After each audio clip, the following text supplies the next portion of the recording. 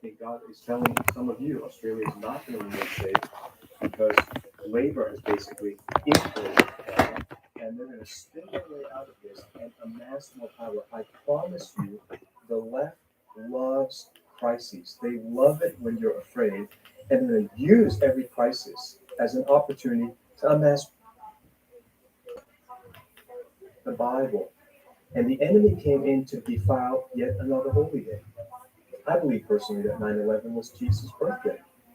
Jesus' birthday. And that's why they defiled it on that day as well. Now we have 2025, December 2025, and we have a wrong association of a holy day. Rather than being a day of joy, the Jews were out celebrating in Bondi Beach, Sydney.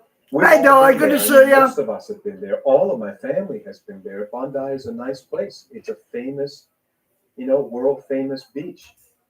And Jews were out there celebrating. One guy said he had actually just come to Australia for 2 weeks to get away from, the whole October 7th terror and to celebrate freely in the nation of Australia. And I've been warning you about Australia over and over. I've been warning the Western world about the Red Horseman. So this is not something that we're trying to piece and force fit into a prophetic model. It is the time of the red horse, and there's nothing that's going to change that. It is the time of great turbulence, civil unrest, people fighting against people. Why would people fight each other internally like a non-stop civil war? Because it's the time of the red horse. So we're going to show you a clip that I think many of you have seen already. I hope you have. But it's worth watching because there's so much. Hey, Bobby, good to see you, mate. But I just want to start off by telling you, we're going to cover 6 lies that Australians are going to be told about this terrorist attack. 6 lies. And the first thing is, note the day, note the event. They have defiled a holy day. This is a holy war for them. This is a spiritual battle that we're facing as we head to the return of Jesus Christ. And this particularly touched me because I am Australian, planted a church in Australia.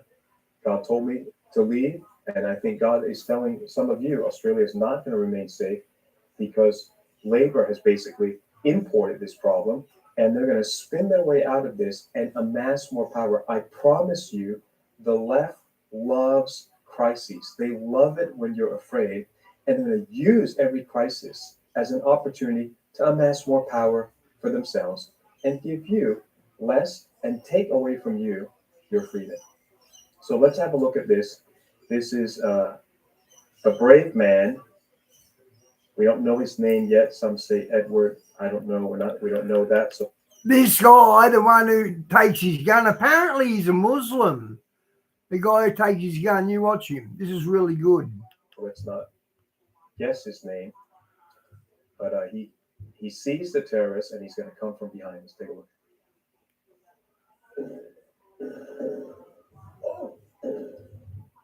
How brave's that, guys?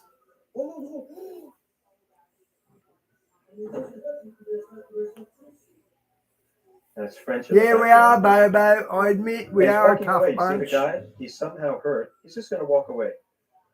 And the Aussie hero, he's been deemed the hero. He sure is. He gives a thumbs up, and he won't shoot the guy. He won't shoot the guy.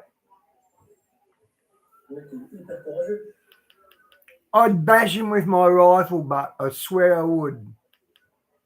He throws and look at him throwing bottles at him. Because there's another guy that's shooting at the bridge. So that guy is now actively shooting the hero. And the hero didn't finish the job, and we'll talk about that in a second.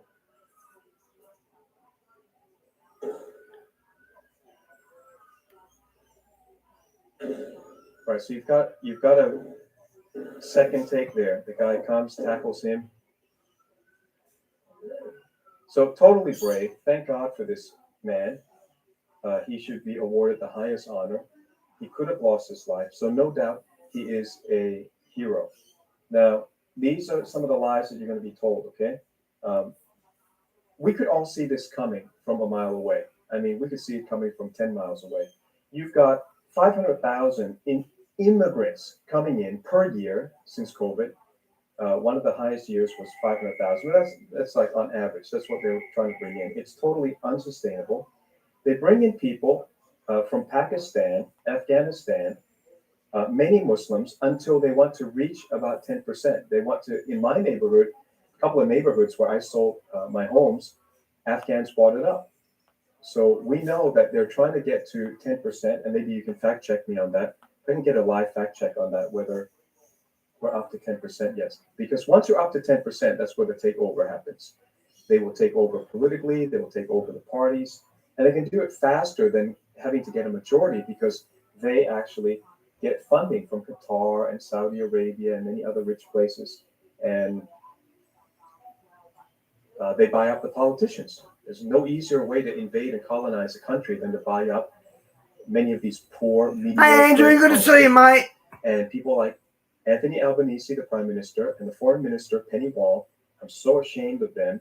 They are totally responsible for letting this happen. You import people who have no compatibility with Australian culture, and they're letting in 200,000 a month. And the first lie they're going to say, the first lie, and remember, it's not just importing, it's not passively doing it.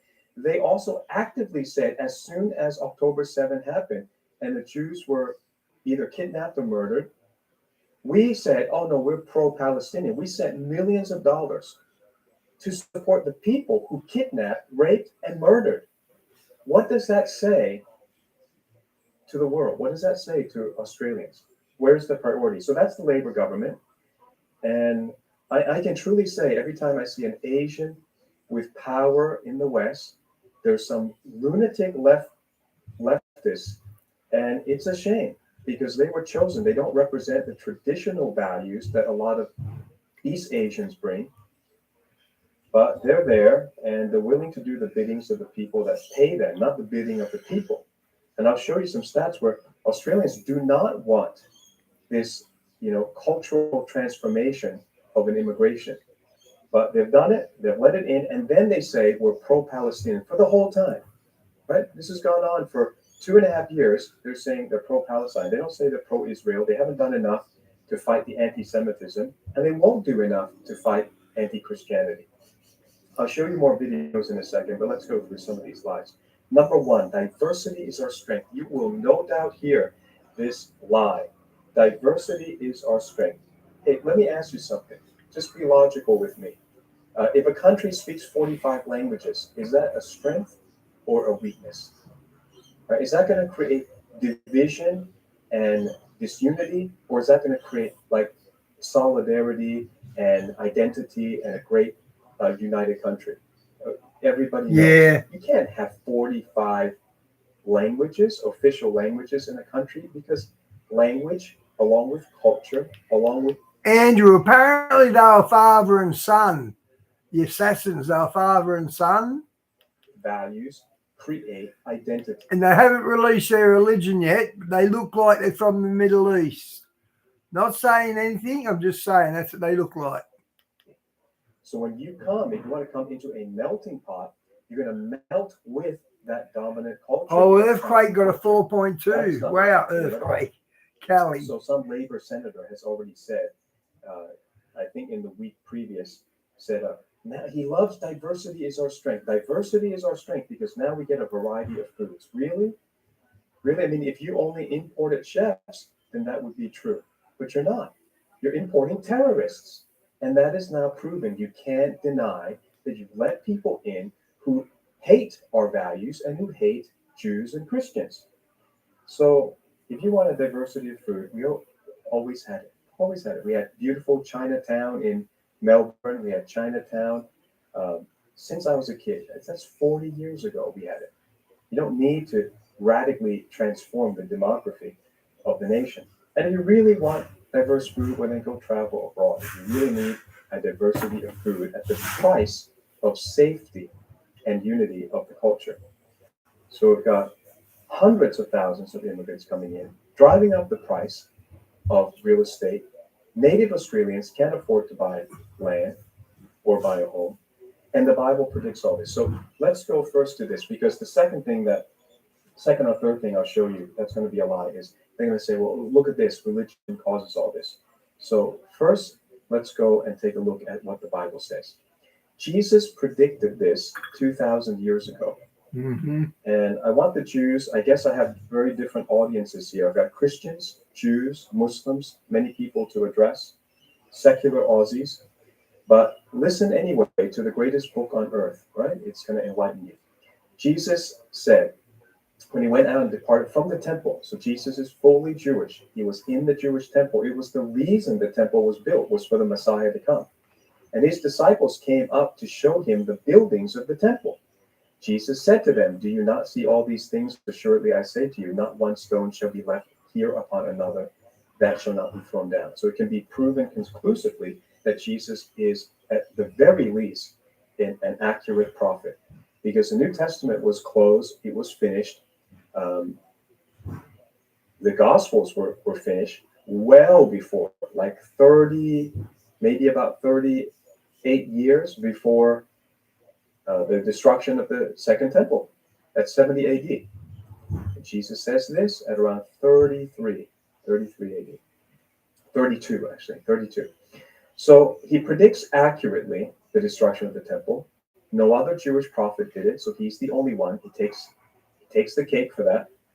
Then he sat on the Mount of Olives, clearly a Jewish place. We were just there. We just took a large tour, 2 buses over to Israel. And the disciples came to him privately and said, tell us when will these things be, and what will be the sign of your coming and of the end of the age? And so he says a few things. We're going to skip those. We're going to come down to verse 9. Then they would deliver you up to tribulation and kill you. So lots of signs you can read for yourself. Then one of the signs is they will deliver you up to tribulation and kill you. And you will be hated by all nations for my name's sake. Let me tell you something. Yeshua is a Jew. And he knew and predicted that in the end time, both Jews and Christians will be hated by all nations for his name's sake. Well, guess what? It's happening now. It's happening now. Who's the last Jewish prophet to speak like this, accurately about the temple's destruction, accurately about the persecution to the end time? You know what it means? We're one people. Today, we stand with the Jews. If you're a Christian, you're standing with the Jews. And if you're a Jew, guess what? You have only one group of friends left in the world, and that's us, Christians. We stand together, and the Bible says, our Jewish Messiah said, and then many will be offended and will betray one another and will hate one another. Then many false prophets will rise up and deceive many. There'll be prophets from other religions and other cults. They'll rise up and deceive many. And because lawlessness will abound, the love of many will grow cold. Now, how are you supposed to love your neighbor? How are you supposed to love people of different ethnicities and colors if you're being attacked all the time? We'll take a look at this. You know what? Let's take a look at it. I'm just going to go through this, okay? 9/11. 9/11 set it all off. 9/11 was a marker in time for the kickoff of the end times. And I've been preaching it. I pray faithfully to you, bringing this to you for years. And we've been, had our followers unsubscribe, unbelt. So please at least check that right now while I've got you on live. Check that you're still subscribed. Bell, share this, click this. I have to say it so that we continue to get the word out and people know the 4 horsemen of the apocalypse are running. Not all, the first two. The first 2 are running. 9/11, who were the hijackers? Muslims. The Bombay attackers in India, who were they? Muslims. The Cioccolanti hijackers, Muslims. The beheading of Daniel Pearl, we don't even talk about him anymore. Daniel Pearl. Just his last words to his attacker was, "Can't we just talk about it?" And they're beheading him. The first World Trade Center bombers, Muslims. Bessian school attackers, Muslims. Beirut Marine bombers, Muslims. Khobar Tower bombers, Muslims. Kenyan embassy, U.S. embassy bombers, Muslim. Israeli Olympic team terrorized, Muslims. Buenos Aires bombers, Muslims. Beheading of French priest, Muslim. Yazidi massacre of 2014 done by Muslims. So, if you think that, this is because of this event or that event, well, which event are you going to tie all these to? The Libyan U.S. embassy attack, Muslims. The Beirut embassy bombers, Muslims. I don't even remember what this is. Baden. But there's not much left of Gaza, thanks to Netanyahu. Nina attacks Muslims. 2000 And I'm glad about that, by the way. into Bali nightclub bomb. Muslims. Air France hijackers. Muslims. Iranian embassy takeover. Muslims. Right, on and on it goes. And then up to today. Up to today. So who are you going to blame? Well, there's a war going on, the Bible says. And this speaks to both Jews, Christians, everybody. And if you're a Muslim right now, you ought to be thinking about, well, why is it that my one religion has produced so much violence? Is that really the religion of God, the religion of Allah, the religion of the Creator? Is He puts us on earth to go and bomb and behead and take off the limbs of babies and people? So, he who endures to the end shall be saved, the Lord Jesus said. And this gospel of the kingdom will be preached in all the world as a witness to all nations. It's happening right now. And then the end will come. So we're not far away from that. And diversity is our strength, right? Diversity is our strength. It's going to be the first lie that you're going to hear. And they're going to take advantage of this issue. And I'm going to show you what prophecy actually says. This is from the Jewish Tanakh. If you're Jewish, listening to this, please listen carefully. They are trying to defile the word of God. They're trying to defile every holiday and make it a horrible memory. But you should go and light a candle. My family is going to light candles today in celebration of the God of lights, the Feast of Lights.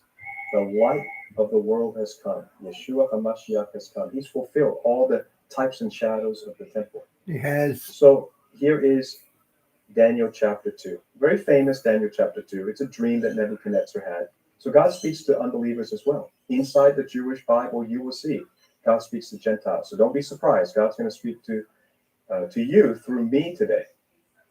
And I stand with Israel today. You see, I got my prayer shawl on. Some of the best prayer answers I ever got was when I was covered under the prayer shawl, covered under the shadow of the Almighty.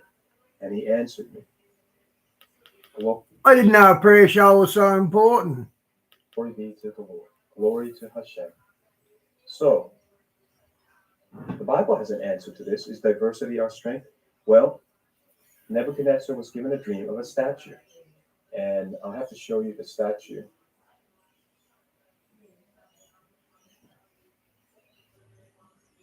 Where's the statue at? Here we go. Do you see this? This is the statue, very famous statue that Christians have been well taught, and I'm not sure why Jews have not been well taught this, because it's in Daniel chapter 2. Okay, are you seeing the whole full screen of this? Or are you seeing me there as well? Okay, all right, it's okay. I'm just blocking Daniel 2, so you can see me and see the description. Okay, this is an artistic rendering. Who knows what exact image you saw? But I'm going to move this over so you can see it very clearly. Daniel. So the king sees this statue, has this dream. He's very perturbed by it. And rather than saying, I had a dream, would you interpret my dream? He asks all these astrologers, I'm not going to tell you the dream.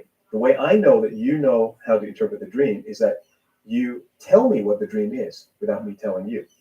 So, of course, they all panic because they don't have that power. And they say, nobody's ever asked that before. How can you ask something like that? Well, he says, off with your head. All of you are going to die. The true prophet, Daniel, the Jewish leader, Daniel, was there. And he goes to one of the king's cabinet members and says, hey, what's the matter? Why is the king so angry? And he explains that the king's mad that the astrologers can't tell him his dream, and he's going to kill everybody. So Arioch quickly brings Daniel before the king in verse 25 and says, I've found a man of the captives of Judah, it means a Jew, one of the Jews, who will make known to the king the interpretation. The king answered and said to Daniel, whose name was Belshazzar, they renamed Daniel Belshazzar, are you able to make known to me the dream which I've seen and its interpretation? Daniel answered in the presence of the king and said, the secret which the king has demanded, the wise men, the astrologers, the magicians, the soothsayers cannot declare to the king. But There is a God in heaven who That's reveals so secrets. cool. Hallelujah. And he has made known to King Nebuchadnezzar what will be in the last days. Guys, we're living in those days that Daniel saw and Daniel interpreted for the king. And he says, your dream and the visions of your head upon your bed were these. And he's going to describe the statue. So let's go down and see, because we're at the end of the statue already. It prophesies the coming changes of kingdoms. Nebuchadnezzar was head over Babylon. After him would come Persia. After them would come Greece. Why After is them it would bloody come Rome. crooked? But then something really weird happens at the end of his dream. So let's pick up.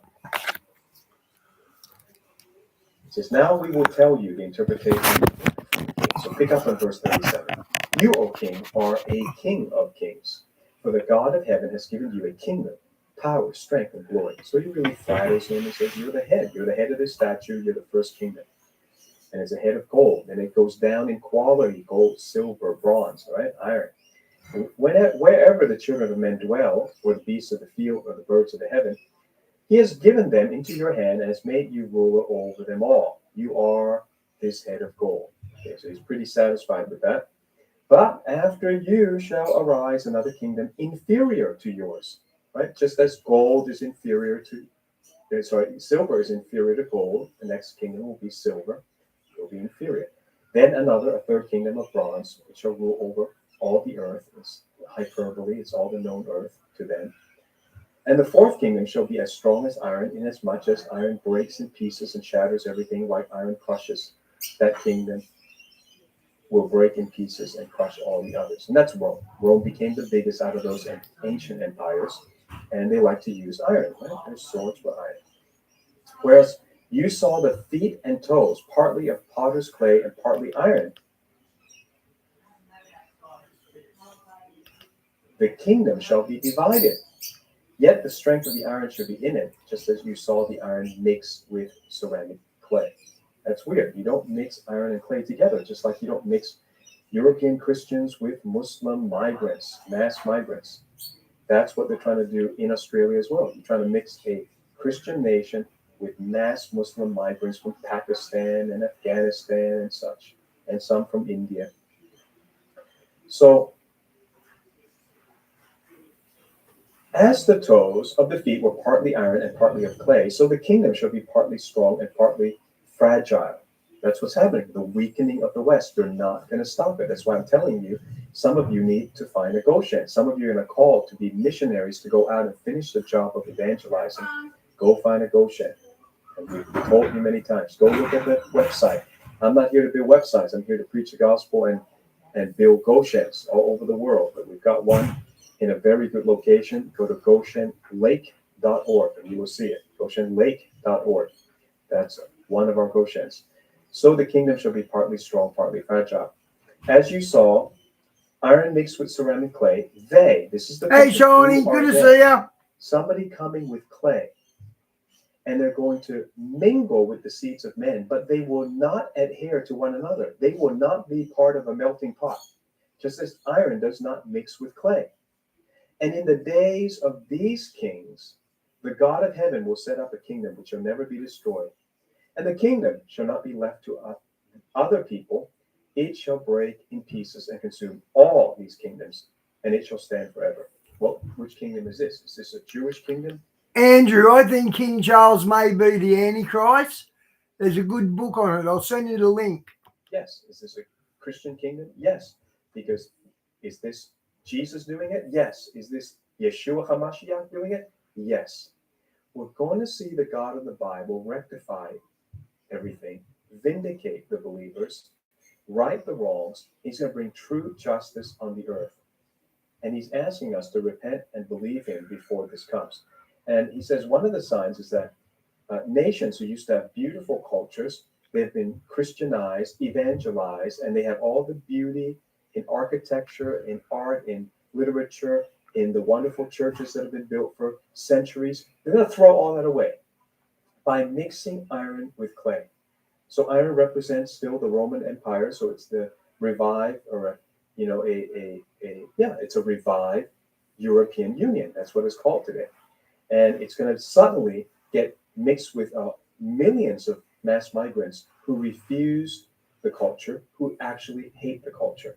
So is diversity our strength? No, it's an absolute lie from Satan. I mean, how satanic is this? When you have when you attack other Andrew, that link's for you, mate. people, going to the beach, no weapons, right? No weapons, no provocation. You attack them on Hanukkah. So we have a Hanukkah terror. You attack them on Sukkot. So we have the Sukkot Hamas terror. You attack them on Yom Kippur when they're trying to celebrate the highest day, the holiest day when Jews repent and are called to do good. Yom Kippur is one day. I know one day with any Gentile, you can walk into a synagogue. They can't even refuse you on that day. They are on best behavior on that day. Yom Kippur. And the Muslims attack them over and over. Every time, no provocation. Innocent people get attacked first. I call that satanic. I call that satanic. These are all satanic. Defiling of holy days, which now you're beginning to learn about, unfortunately. Christian pastors haven't been saying, hey, let's celebrate Hanukkah like Jesus did in John chapter 10. I think it's in verse 27. I mean, Jesus did it. Shouldn't we do it? We don't hear about it from pastors. Hardly. There's a few. There's a remnant. Yom Geez, that's an old one. Max Headroom. Kippur, Sukkot, Yom Teruah. We started our church on Yom Teruah. Yes, we did. Christian church on the Feast of Trumpets. All right, lie number one, diversity is our strength. What the Bible says clearly, diversity is going to be your weakness. Do I believe in diversity in ethnic, different ethnic groups coming to a nation? Sure, as long as you're respectful, you assimilate, you integrate, sure, right? Do it legally, but not the way that it's being done right now by labor. Blood is on labor's hand for doing all of this. And they're going to lie to you, and they love it. They're going to take advantage of this to take more control. Number two, now I heard this. This is an Aussie response. Now we are like America. Wait a second. No, you're not like America. We are safer here in America, right? The shooting that you watch that goes on for nearly 20 minutes would never happen that way in America. It would be over. It would be over in like 2 minutes, especially here in a state like Florida. Everybody's armed. I've got arms. It'd be over. But in Australia, the only weapon you got a phone. You got a phone. Where's my phone? I don't know where my phone is. I usually have it. That's it. They just held up a phone. They held up a phone. Look at this. Somebody's holding up a phone. You look at this one. I can show you this. Somebody's holding up a phone. There's the bridge where the two attackers are. They can see them. Everybody can see them, and nobody can do anything because the population has been disarmed. So Aussies are afraid to use guns and to own guns. So you got citizens watching murderers, and they can't do anything because they've been disarmed. Then the Aussies say this. I know because I pastored for over 20 years. The one line every Aussie, nearly 99% will say is, well, why do you need guns? Well, why do you need steaks? Why do you need shepherd pies? Why do you need meat pies? You don't need anything, right? And it's not it's not your business to determine what somebody else needs as long as they're safe, as long as they're not hurting anyone. It's none of your business what other citizens need or don't need. So if you don't need a gun, don't have it. But if somebody else likes to have a gun, go pheasant shooting, turkey shooting, go play sports with their family. That's their business. I handled guns since I was at least, 10? And it was always family activities, dad, uncle, great time. Beautiful. Why do you have a right to tell me if I need to spend time with my dad or not? You don't have it? Shawnee, I'll do everything they want except take the mark. I'll sign up the digital whatever, but I'll stop at the mark. You're right. But this is effective brainwashing by the left in Australia, and this is the problem. You've got people watching this from afar. Take a look at this. It goes on a few minutes, and nobody can do anything. In America, this would be over immediately. If you're in that range of sight like that, it'd be over. And nobody would be afraid to take out a terrorist. But in Australia, even the police are afraid. We'll get to the police in a second. But they are there in line of sight, and it took them a long time before they started shooting. Have a look at this.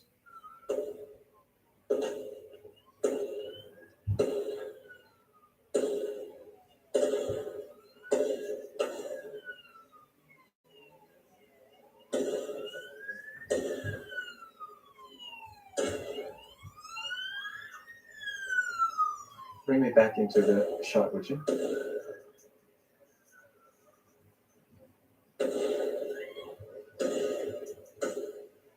Oh, I reckon I would have stayed under the bridge. Can you see the guy walks off? The guy walks off like serenely, yeah? The guy in the white pants. He's the one that's going to get tackled in this video. Okay, so you see the same guy right here in the white pants. He just walked off the bridge. Then a hero tackles him from behind, disarms him, takes the gun, and you see that? He has a choice now to make, but he won't do it. And in America, we interpret this as, wow, he is so self-restrained. Wow, what powers of restraint and self-control. No. In Australia, we're all afraid to protect ourselves. Even if we know this is a bad guy, a robber can come into your home in any leftist country. They have all the same policies. If you defend yourself, the technical law, the technicality of it is you can only use equal force. So if the guy comes with a knife, you have to say, oh, wait a second, let me go find a knife of equal size. Guy comes with a gun, you say, oh, wait, let me go get a gun. Which caliber is your gun? I got to go get a gun of an equal caliber to fight with him. It's ridiculous, but he's right. Shoot him, hurt him, or kill him. So in America, they always know you're going to shoot somebody, you shoot to kill. That's it. You can't even shoot to, because you're going to have lawsuits, you're going to have lawyers all over your back. So this guy here will not take the shot. It's not self-restraint. It's the fact that every Aussie knows there's no my home is my castle rule. There's no defense of the, people defending other people. If he had shot him, Aussie lawyers and the Aussie system will completely break his spirit, indict him, arrest him, jail him. That's what would happen in Australia. So he decides he's not going to shoot. The problem is, and it's what they're never going to tell you, the problem is this guy then walks back. So he's walked off the bridge, the terrorist. He's going to walk back to the bridge and pick up another gun. He's lost a shotgun. He's going to pick up another gun, and he's going to continue shooting innocent people. It's the insanity of living in Australia. Insanity. And people say, oh, America's like that. No, it's not. No, it's not. There were exactly 2 Muslim terrorists that appeared in, I think it's Houston. Somebody has to fact check this. And they went to a convention, and somebody saw these 2 Muslims pulling out guns to go shoot people in a convention, and that was stopped on the spot. Texans pulled out their guns and shot those 2 guys on the spot. And they're clear. They're not going to get indicted. They're heroes. They saved so many people. So no, Australia is not like America at all. Australians are very compliant, very, we don't like to hear it, but it's true. We're very sheepish. We follow the police because we're a nation of, a penal colony, a nation of former prisoners, and we listen to our prison guards. And so they tell us guns are bad. You don't need guns. Well, in this situation, don't you think people needed guns to defend themselves? And don't you think these Muslim terrorists were emboldened because they knew exactly the situation? The population had been disarmed. So everyone's waiting. I will say this. So 2 Muslims were disarmed there. That's not going to take away from other crimes. Like, sure, guns are to get people playing up, but they're also used for robbery and that. So there's 2 sides to that story. Waiting for the police to come, and they're shooting video footages for social media instead of saving lives. This man disarms the terrorist, and he refuses to shoot him, and I understand why. I'm not faulting him.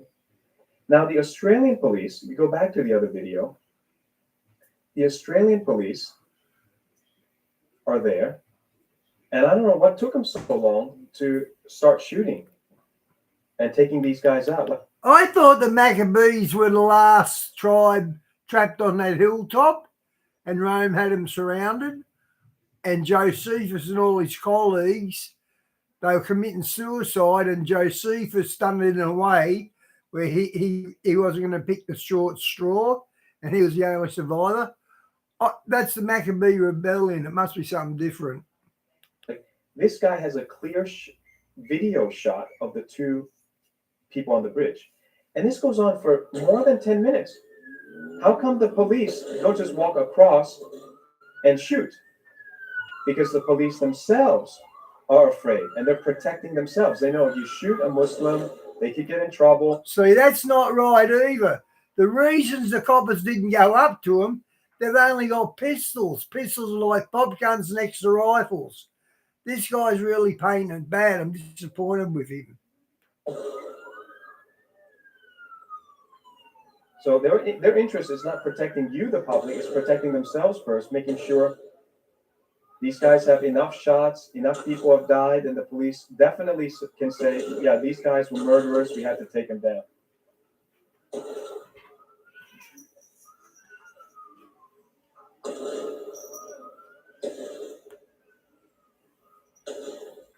The guy's going to come back, huh? So it's going to take many minutes. We're 2 minutes in, 3 minutes in, he's shooting by himself, 4 minutes in. Look at this, the guy's come back. The guy dressed in white pants has come back after being tackled and losing his gun. He's still alive to shoot some more people. 4 minutes in, he's still shooting. 5 minutes, I think they finally got him. He's now on the ground. The other guy is going to be taken and arrested.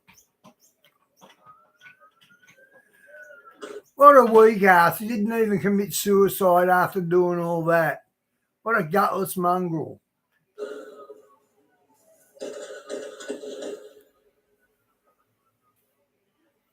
Okay, so I'm just going to pause it there.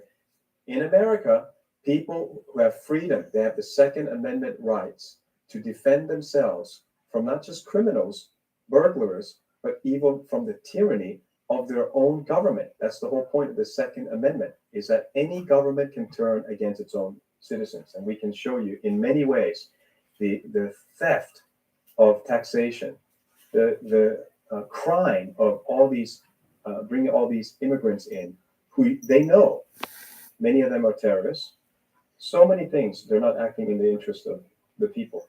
So are the police hero? I'm certain some of the police are, but I also know, having interacted with the police in Australia, every nation has this problem where certain professions, put it this way, I heard from a lawyer who interacted with the police commissioner, and I think at that time it was a she, and she admitted, we in Australia do not attract the best and the brightest into the police force. They're not very smart people. So they do as they're told. They don't think independently. They don't question, the sanity of any orders. And I've gone through this many times. Right now I've been at Bondi Beach. I can tell you the police are present. I can tell you at Bondi Beach, the police are present. They got Hanukkah event going on. The police are present. But you know what the police are doing actively right now? December 2025. Shawnee, I'm surprised how much AI is influencing mankind at the moment. It's only been released for a couple of months and it's already making headlines. I didn't see it happening that quick. Biggest thing the Australian police are doing is catching you driving and violating any road rules. And some of these road rules are not even law. There are people who question, why should we obey any road rule if they're not law? They're not really, like, you can't fine people, but leave that another day. So they're active right now. The main job of the police. That's like when they fined everyone for not being at home with the COVID. The ones they fined, that went to the Supreme Court and they all got their money back. Police in December is raising funds by catching citizens. And in Australia, if you drive even 3 kilometers over the speed limit, you'll get a $500 fine. This is what Labor has done, is created $500 fines. In America, I can drive past the police 10 miles per hour faster than the police is driving. I've never been caught. Because sometimes I got to change lanes. Sometimes I'm not a robot. I'm not going to drive and stare at this speedometer every single time. So maybe we're a little bit under, a little bit over. No big deal. And if they injure the people, so the police, they don't care. You're driving 20 miles over the speed limit. Okay, now you're begging it. You might get caught. But I've been, long time ago. This wasn't maybe before I was Christian. I was pulled over and I talked to the person. He looked at my records and he's like, okay, well, don't do it again. I mean, so reasonable. I've never had to be afraid of the police here. But there, Australians hate the police and are fearful of the police because they act like automatons. They're like robots. They don't think of the situation and they're there to collect fines. And for us to not like the police, we were a penal colony, so we're always against the screws. They want to make the money. That's what they're doing in December. And if you have a situation, which as a pastor for over 20 years, I've had many situations. I had a case of a burglary. It's helping a church member burglarize. They climb through the roof. They steal laptops. Turns out you go around the street. Neighbors also have the same problem. Well, I tell you, from the time you report it till many, many years later, nothing. The police did nothing. They knew this was a rampant crime within a neighborhood. They did absolutely nothing.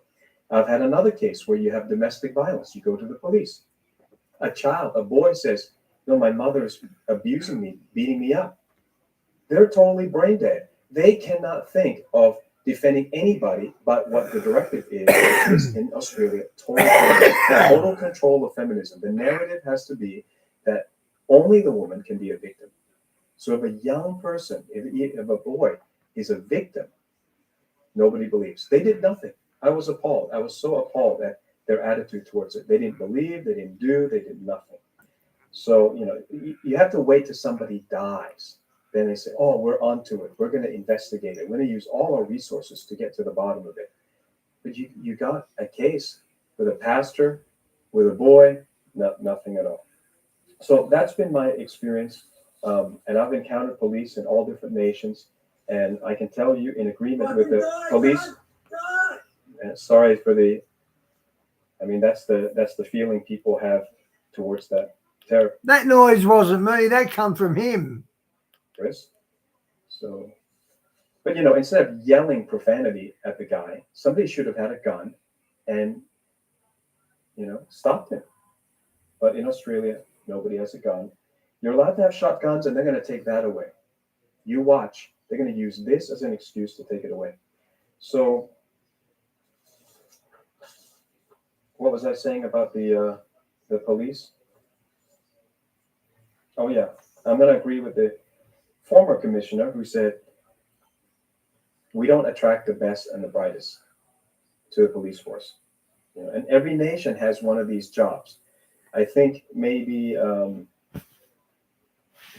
going to try to think which country. There's some countries where you become a path. I'm with Bobo. This guy's going on a bit. I might change it for now, guys. We got the message.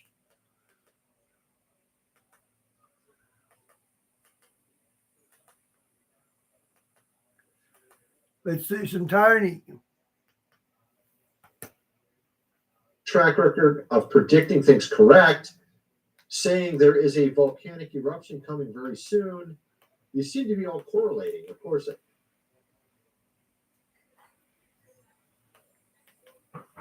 recently we had an actor go viral here on YouTube for postulating that the afterlife is different than what we've been told. This is Tony. I hope you're all doing well. I'm going to get into that and actually so much more in this video. We're going to talk about first what's going on with these streaming services, and we're going to get into some of these different actors and actresses of recent, some interesting stories. We have a weird thing going on with power outages in other countries and also them talking about it here. We're going to get into that.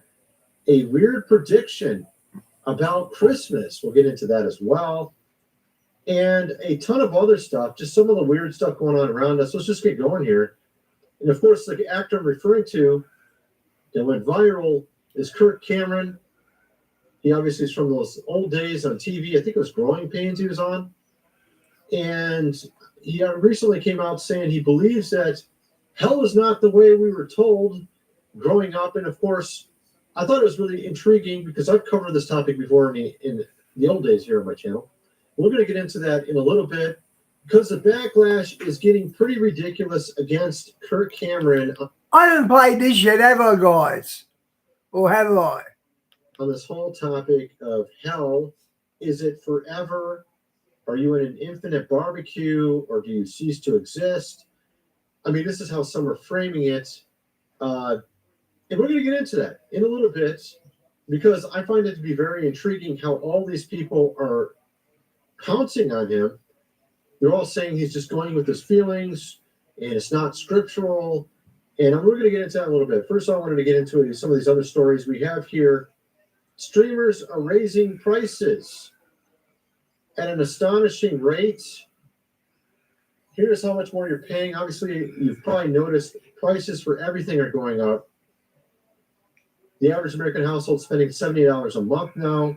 You end up finding yourself jumping over to a new streaming service every other time you turn around because your show swapped over to a new one.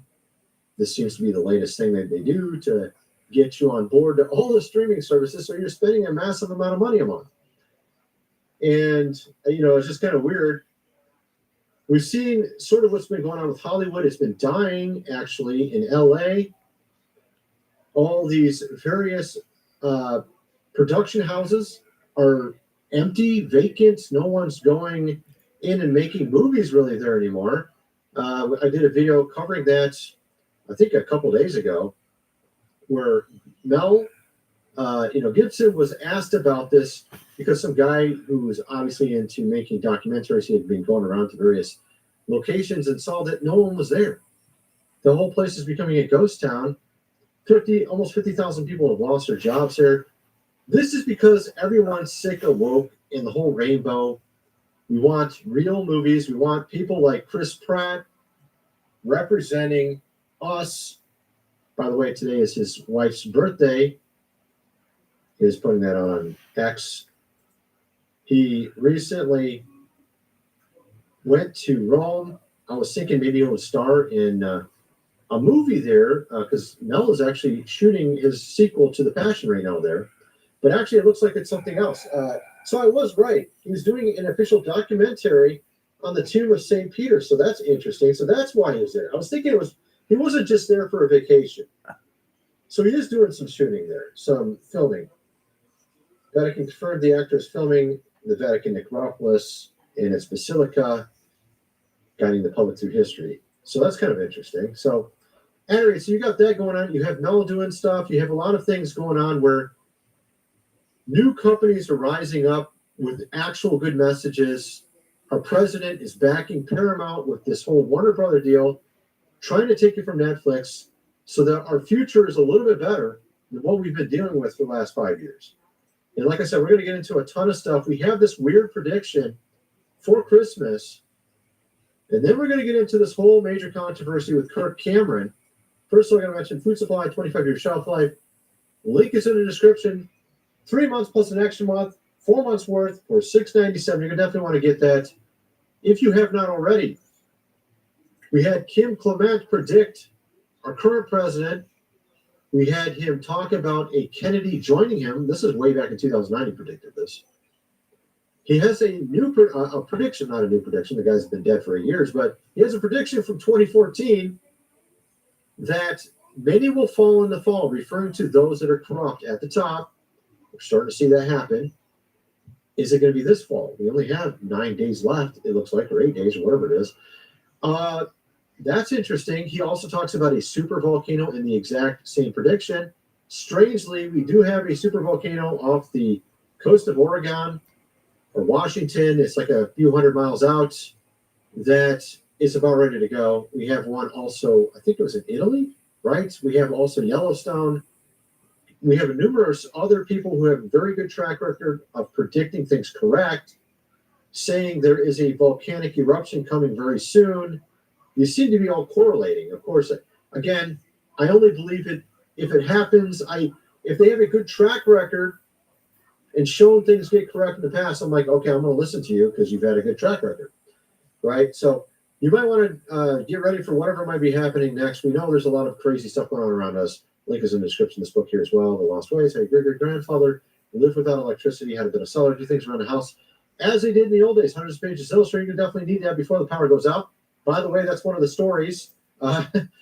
You might want to get the book. It's only $37. Get the printed version. Obviously, you want the printed version. You don't want the electronic version for a power. Only $37. Are you kidding? Crowder's book. You can be reading it with the power off. Hundreds of flights canceled as blackout leaves 1.4 million without power in Brazil. This was from, I think, at this point, 2 days ago. Yeah, we lost power for about two hours Friday night.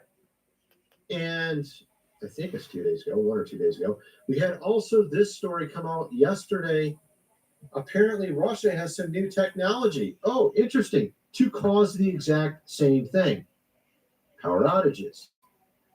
And very strangely, I had a dream about a year and a half ago, and the entire dream's come true except for the ending of it. And at the ending of the dream, I'm in a city. Of course, this could be symbolic. I don't know.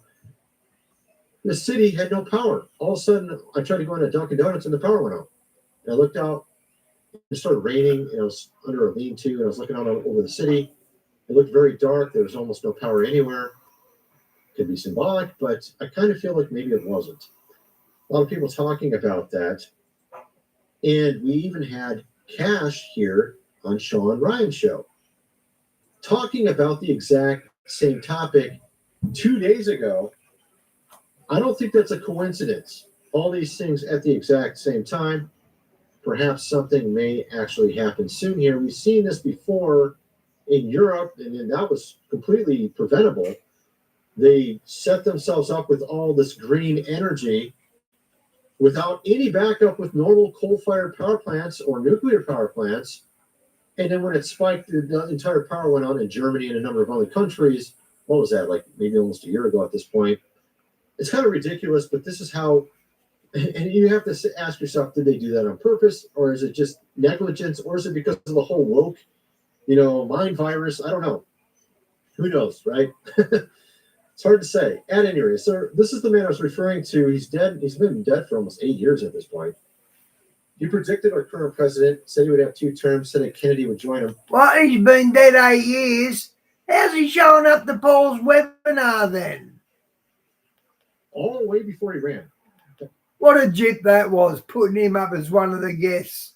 That was the worst thing I've seen Begley do.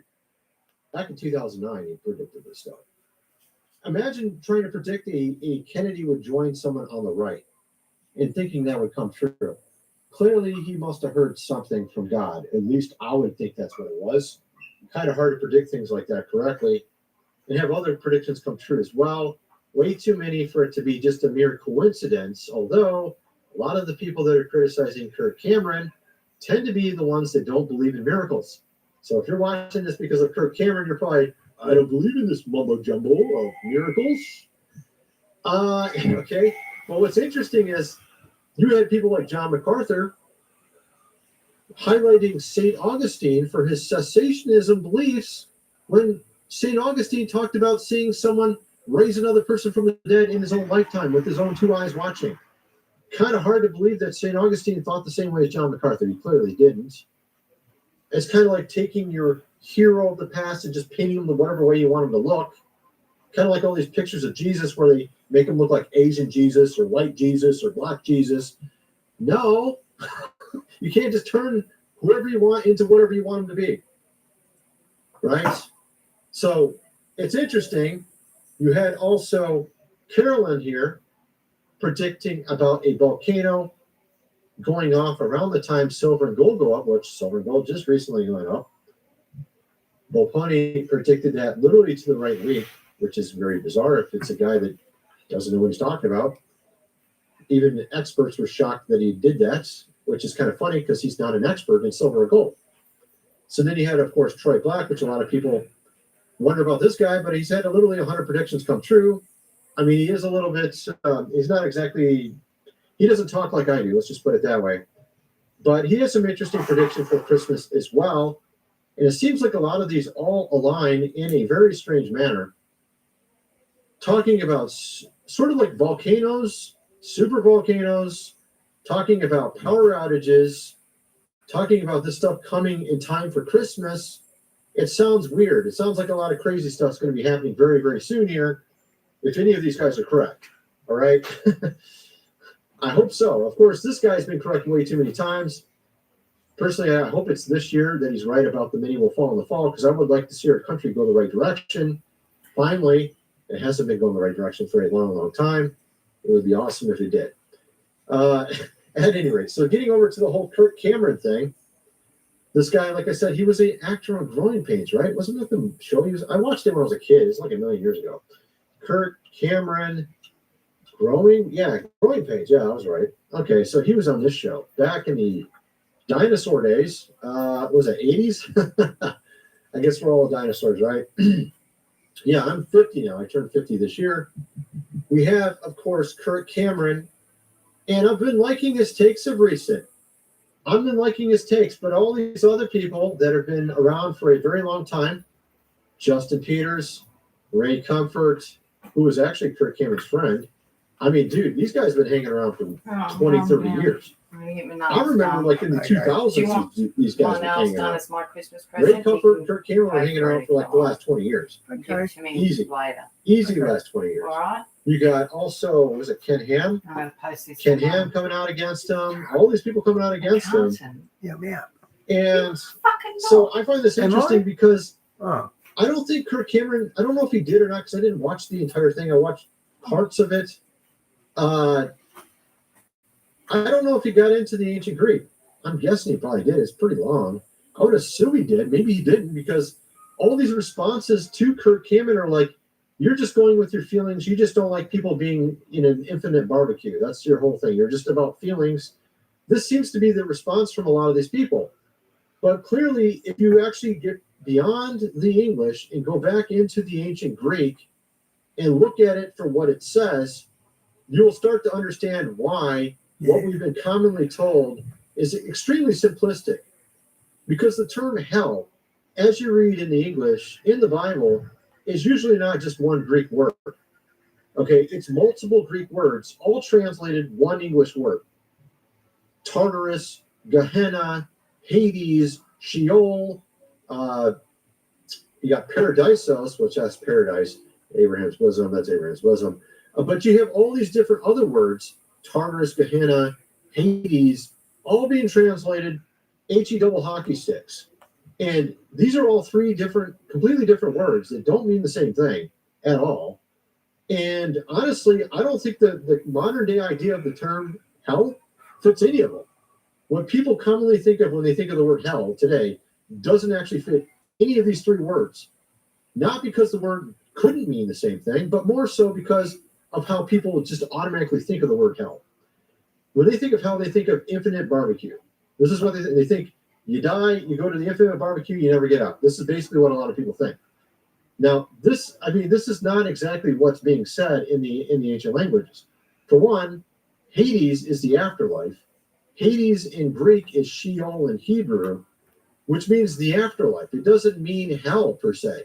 If you look at that's like the guy who asked, could he get one drop off Lazarus' water or something about his water? There's a gulf separating him. He wasn't getting tormented by demons, is my point, because he's talking to Lazarus trying to get a drink off him. So it mustn't all be tortured by demons. Nicene early church fathers, they referred to Hades as the afterlife, the intermediate state, which meant where the good and evil go. The good go to the upper levels of the intermediate state of Hades. The evil go to the lower levels of the intermediate state of Hades. Obviously, the lower level is barbecue-ish. I'm not trying to be funny, and the higher levels are paradise-ish. You know what I mean? So this was kind of their concept, and that before the judgment seat of Christ. So you're in this temporary state of Hades, the afterlife, waiting for the judgment seat. The judgment seat's here. You got this temporary, and I'm telling you what they thought in the early church, which was almost a consensus, by the way. And I could pull this all up, but it'd be a 2-hour video, and I'm not trying to do a 2-hour video here. But nevertheless, I bought a book called, I think it's called Early Christian Terms and Dictionary, something like that. And it's got basically all straight up quotes from the ante-Nicene early church fathers. Basically, the first 300 years of the church, quotes on every topic in topical format. So you go look up hell, and it'll have every quote on hell from all these guys. You go look up baptism, every quote from all of them. So I literally read through it. I thought it was it. That sounds like an interesting book. Yeah, I agree. Interesting, right? So the idea is today, what it commonly is taught in the church is that you either go to heaven or hell. You die, you go to heaven, or you go to hell. It's for infinity. You either go to hell forever or you go to heaven forever. And that's it. End of story, nothing else. Very, very cut and dry. You die, heaven, you die, hell, forever. Done. That's basically how it's explained in most common Protestant churches today. What I'm telling you is that's not actually even biblical, because Revelation tells you there is a new heaven, new earth, new Jerusalem, and also a lake of fire. And that Hades, hell, is thrown in the lake of fire. So Hades is clearly not the same place as the lake of fire because it's thrown into it. So obviously Hades isn't forever because it's thrown into the lake of fire. The current heaven isn't forever because it's replaced by new heaven. The current earth isn't forever because it's replaced by the new earth and the new Jerusalem. This is why current, modern, everyday, common teaching on hell and the afterlife is not even accurate to even Revelation. Revelation makes it very clear that they're replaced, that heaven is replaced by a new heaven, hell, Hades, is replaced by the lake of fire. So clearly it's not the same thing. But that's another story. But my point is just that simplistic stuff I've just told you so far makes it very obvious that what they commonly tell us is not even accurate. It's a simplistic form of what's the truth. Now let's watch some of the stuff. Let's watch Justin Peters about this. Check this out. I used to hold the position of conscious eternal torment because that's just what I was taught by people that I love and trust. I have not found that the soul is necessarily always eternal. The Bible does not talk about the eternality of the wicked. All I found is the eternality of the righteous. Kirk Cameron has just raised a lot of eyebrows by saying he no longer believes in eternal conscious torment. In other words, hell.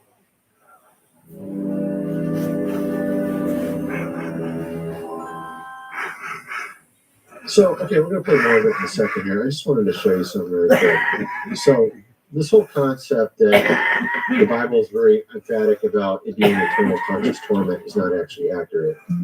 I don't even have the verse in front of me. Okay. Let me just pull up this verse here, and then I'll show you what I'm referring to.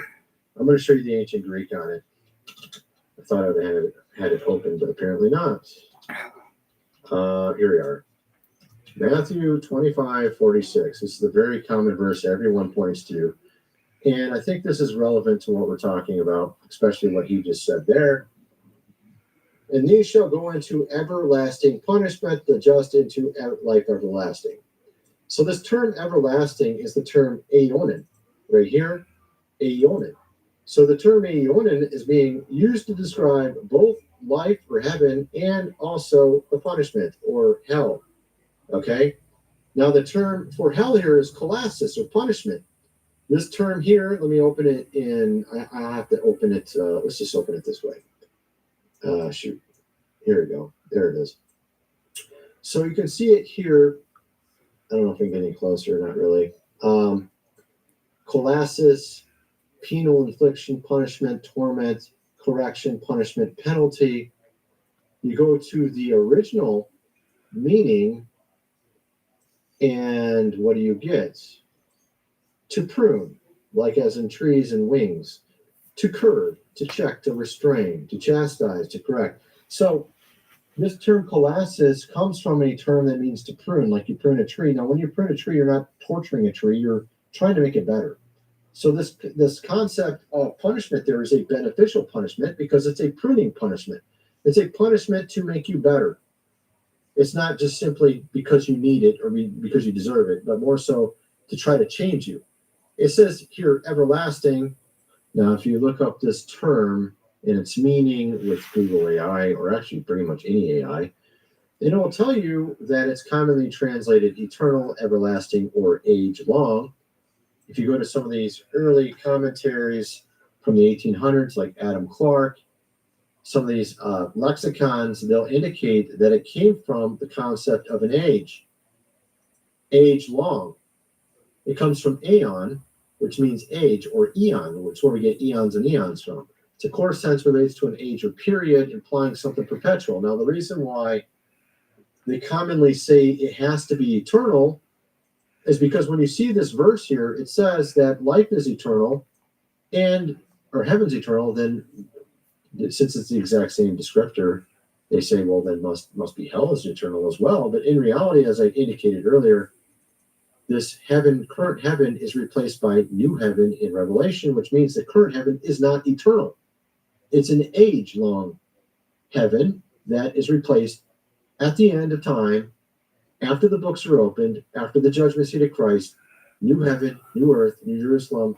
Maybe I got to show that because some people may not know what I'm referring to. It's in Revelation. Okay, Revelation, let me just show you this. Here it is. New heaven, new earth. Let's see what the eye says. You going to say something to me? The new heaven and new earth refers to the final eternal state of creation after the present world has passed away, characterized by the direct presence of God among the people, absence of sin and suffering and death. So let's type in a little bit differently. New heaven, new earth, new Jerusalem, and lake of fire. Aren't these all new places after the judgment seat of Christ in Revelation? See what it says. This is a common question. Revelation, there's a chronological order to the events, and they do not all happen at the same time or new places created after the same judgment. Oh, that's interesting. So the judgment seat of Christ, also known as the seat judgment, this event generally is believed to occur in heaven after the rapture of the church, before the tribulation period and millennial reign. So that's interesting. So it depends on how you use your eschatology here. So my eschatology is different than the common pre-trib rapture. Lake of fire, this place is the final eternal judgment. The beast falls by it. Okay. New heaven, new earth, New Jerusalem. This vision is the new heaven. Bobo, how do they do this? They research, mate. They get a bit of inspiration and they'll go and check it out. We all do that. It's saying the same thing I'm saying. What are they? Okay, look. So they're confused. Okay, so they are saying the same thing. So the lake of fire is after the judgment seat, new heaven, new earth, New Jerusalem, after the great white throne judgment. Both are from after the judgment seat of Christ, period. Now, when did the judgment seat of Christ happen? According to some, they believe it's after the rapture of the church, but before the tribulation period. I don't believe that. Okay, I don't believe that. I think it's actually after all of it's done. Okay, but that's my opinion. So the point is that, as you can see here, it's not as simplistic as we thought it was. They tell you, oh, it's just very simplistic. But in reality, if you go look at the anti-Nicene early church fathers, let me pull that up. Let's see what the AI knows about this. What is the intermediate state referred to by the anti-Nicene church fathers? Because a lot of Protestants don't know anything about the early church because they don't read it. Okay? The intermediate state is referred to by the anti-Nicene church fathers, those right in between the apostolic age of Council of Nicaea 325. So before that, and between that and the end, right? Okay, describe the conscious existence of the soul in a specific location, Hades, Sheol, between the moment of physical death and the final bodily resurrection and judgment. See, boom, the exact thing I just told you guys. Hades is the afterlife, called the intermediate state, until the judgment seat. The fathers were nearly unanimous in believing that the dead were conscious in the state, in contrast to the minority view of soul sleep. Hades and Sheol was a real supernatural place. This realm was typically divided into two distinct regions, reflecting the parable of the rich man and Lazarus in Luke 16. A place of rest and comfort in anticipation for the righteous, or Abraham's bosom, or paradise, paradisos, the word that Jesus said to the man on the cross next to him. a place of darkness and punishment and fearful expectation of future judgment for the wicked. This is literally what the disciples of the disciples taught. The ante-Nicene church fathers between the apostolic age, John, Paul, etc., and the Council of Nicaea 325. So between, what is that, 50 AD and 325, whatever it is, something like that, or 80 AD, whatever it is. You get the idea. So basically 0 AD to 325, this is those teachings. A lot of them were literally the disciples of disciples, disciples of the apostles. And they all were unanimously in agreement on this, yet for some reason Christians today have no clue about this whatsoever. Protestants, most of them, including the leadership, with the exception of maybe James White and a couple others, actually read any of the early church fathers. Okay, like he knows some of it. James White does a little bit. I mean, he tends to focus on Augustine a lot, which, of course, I think he was after. Was he the ante-Nicene? When was he? I'm trying to remember. He's around. Oh yeah, I know. 380 or something like that. What was he? Saint Augustine. Time. I can't spell. Wow, really?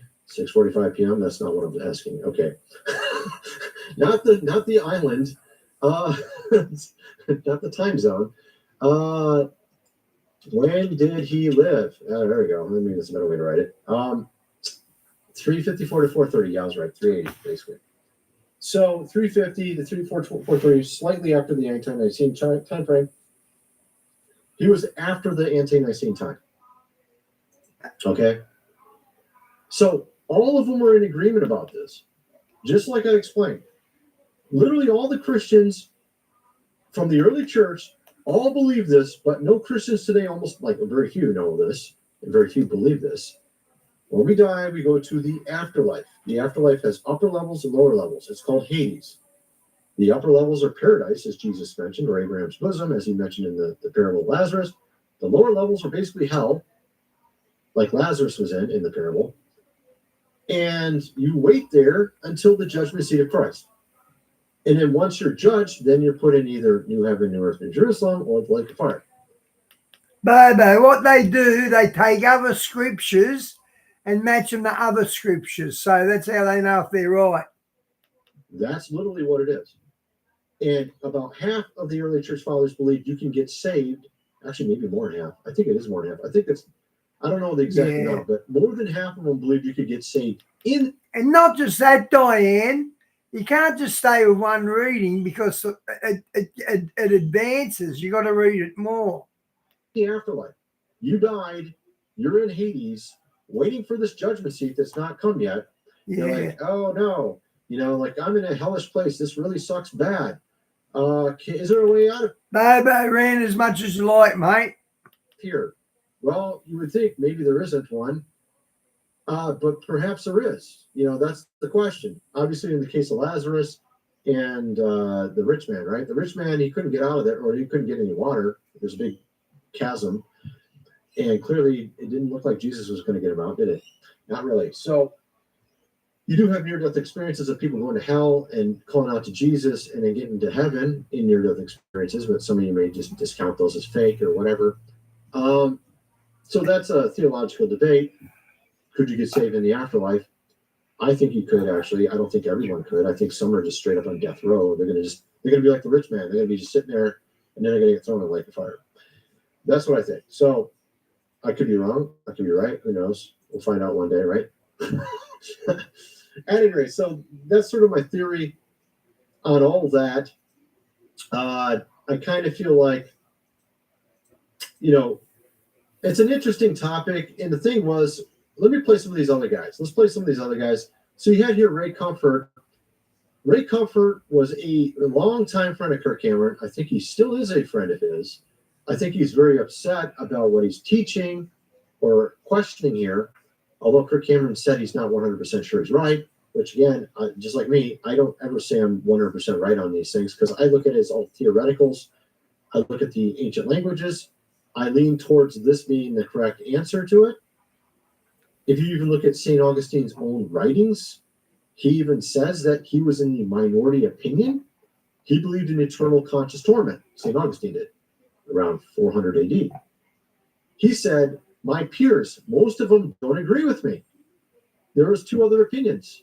One was annihilationism, which is what Kirk Cameron's talking about, which is what I'm talking about here. And the other one is universalism, or not. No, I wouldn't say universalism, I think annihilation makes better sense.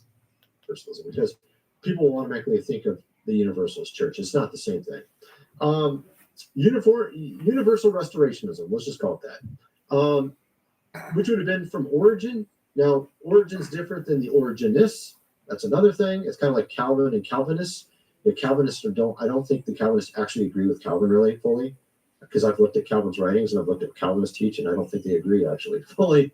I think Calvin actually taught more repentance than the Calvinists today do in some cases, honestly, based on his writings. But if you look at Origen versus the Origenists, Origen, I think, was probably better on track. The Origenists got off track. They got kind of weird and they got condemned in, I think, the Fifth Ecumenical Council. But Origen, it's not just Origen. There's a lot of people from his from Alexandria, which is, there's multiple schools of teaching. There's like 5 schools of thought. Rome shut them all down but one. The one that St. Augustine was in. Oh, that's weird. You had Alexandria, Antioch. You had a lot of other ones. You had the North African School of Theology, which is the Latin School of Theology, which is the one that Augustine was from.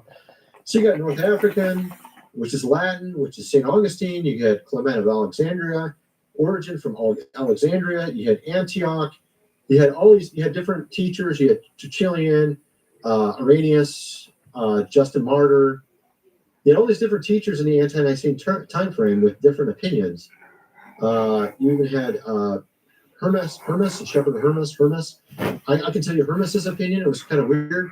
He believed that you could get saved in the afterlife only if you were saved in this life, and then you fell away, and then you died and you're in the afterlife. Then you could get saved still. That was his opinion. I'm not saying it's right. I don't think he was actually, but you got other ones that said that you die and then that's it. You had St. Augustine said there was eternal torment. You had some that you cease to exist. Some of them taught that eventually God will save you through the punishments of hell. Meaning, like, the beneficial discipline brings you to the right state heart-wise, and then you accept Christ as your Savior, and you somehow get out of there. I think Origen was wrong partially. I think Hermas was wrong partially. I think Augustine was wrong partially. This is my opinion. I'm not saying I'm right. I kind of look at it like as a prison. You got death row, and you got temporary prison, like you get out after 5 years, right? Like, let's say you're in prison. You're in this hellish place. It sucks really bad, but you accept Christ in there eventually. You get out. Maybe some are so evil they can't even accept Christ. Maybe it's like what C.S. Lewis wrote. C.S. Lewis talking about they went so far from... Bobo, we meet here under Jesus. It's not Bible. We're doing fellowship with fellow Christians. The light, there's no way back, right? They're just infinitely gone. And I don't play anything on this channel that's not Christ orientated. And everything I play has got something to do with Christ. Maybe that's what, like Pol Pot or Stalin or someone like that. There's no way for them to get saved because they're so evil. It's just impossible in the afterlife. But maybe there's like an old grandma that never heard the gospel in Japan, and she died and went to hell. Is it really that fair that she never heard the gospel? Couldn't Jesus come down there and tell her, hey, I'm the gospel, and you can believe in me and get out of here? I mean, that sounds like a pretty good deal to me. I think it's better than just assuming all... Sounds like purgatory. Japan goes to hell, 99% of them, because they don't believe in Christ, because they never heard the gospel or whatever. Of course, you have Ray Comfort. He has to deal with that question. How are you going to deal with that question, Ray? How are you going to deal with the Japanese who never heard the gospel, or maybe some remote tribe in the middle of nowhere? They never heard the gospel, and they're dead, and they're in hell. What are you going to do then? Right? Well, here we have Ray Comfort talking about this whole Kirk Cameron thing. Check it out. Some of you have been asking whether or not Living Waters holds his position and whether or not Kirk still works with us in an official capacity. The answer is no. While we believe Kirk is sincere, we believe that conditional mortality and annihilationism are erroneous views, and that the Bible's clear teaching on hell is known as eternal conscious torment. We firmly believe that this is the only correct biblical view. Something interesting to point out. I got to admit, I agree with him. That's what the Bible says. Eternal torment. That's what it says. And no, I showed you that verse in Matthew 25:46, right? It's Colossus Eianos, which means eternal punishment. That's how it's translated. When actually it means age-long beneficial discipline or punishment if you go to the ancient languages. Bobo, stop apologizing, mate. You don't have to. You're not saying anything bad here. And that age-long could be interpreted as eternal in some cases, maybe, maybe not. You don't know.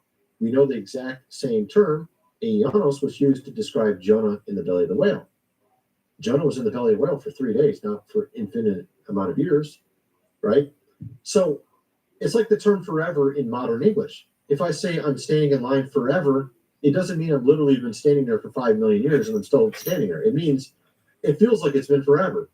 So the term Eianos is very similar to the word forever in English, where it means just a long period of time. It means like this sucks. This is really bad. Okay. It doesn't mean like literally infinite amount of years. Okay. Bobo. And so the Pharisees in Jesus' time believed in eternal conscious torment, as Ray Comfort's talking about there. They didn't use the same Greek words. They used different Greek words because they wanted to make it very clear they meant eternal, literally forever, conscious forever, torment forever. So they would use the word aiatos, which meant literally eternal forever, period. It means it literally. Aiatos, and they would use the word timorian to mean torment. And there's actually multiple Greek words for punishment or torment. They would use torment, which is not a beneficial discipline. So they would use literally forever, not beneficial discipline or punishment, which is commonly what Christians believe today, pretty much, is the same thing that the Pharisees in Jesus' time taught. Jesus taught something slightly different. He said, age long, a very hell of a long time that you don't want to live in and you don't want to be there. It's going to be bad. Okay? Period of time, which we don't know the exact length of, beneficial discipline, meaning it actually helps you, believe it or not. It's not like literally torture. So that was the difference between what Jesus taught and what the Pharisees taught. And I find it ironic that Christians today teach what the Pharisees taught, not what Jesus taught.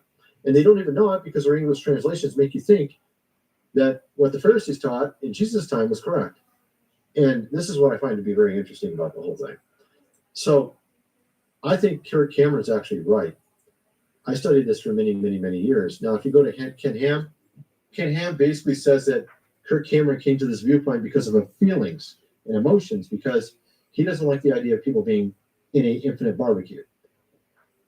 I don't think that's why Cameron, I mean, that might have been what initially got Kirk Cameron to wonder about it, not because of his feelings, but more so because of who God is. If God is love, why would he put you in an infinite barbecue? Now, this is going to be a comparison that's going to really upset some people, but think of Kim Jong-il, from Korea, right? Now, he didn't put anybody in an infinite barbecue, right? But he's put people in camps, and they've been there for a very long period of time, and I guarantee you it's not as bad as this hell that everyone talks about.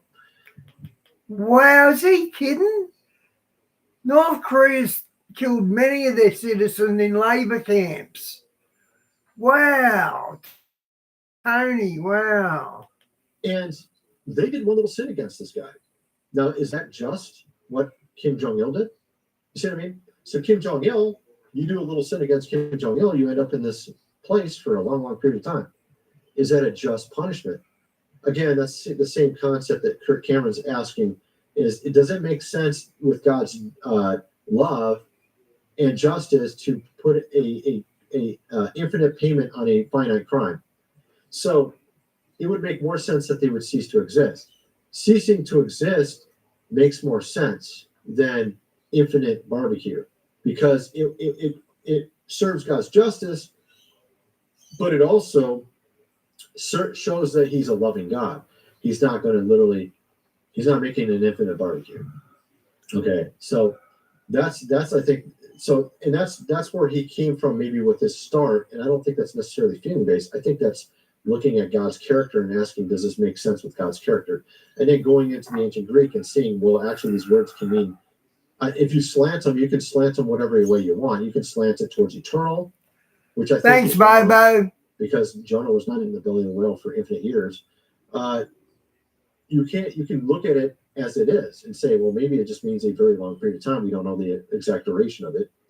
Maybe it's an age. What is an age? 1,000 years? We don't know how long it is. Okay, it says that the devil is in the lake of fire forever and ever. Does that mean maybe 1,000 years and another 1,000 years, and then he ceases to exist? Because it's called the second death. So that's what you have to ask yourself. The world needs to know that is rushing into the direction of final judgment. Only prospect. 100% die with Bobo. 100%. We like you, Bobo. You make us laugh, mate. And you think you're not very smart, but dumb people can't make smart people laugh like that. So you're up with us, mate. You're not dumb. The judgment can sober it, bring it to its senses, and it is the business of preaching the gospel to tell the world that, not to say that God loves everybody and therefore everybody is going to. Okay, this one's over.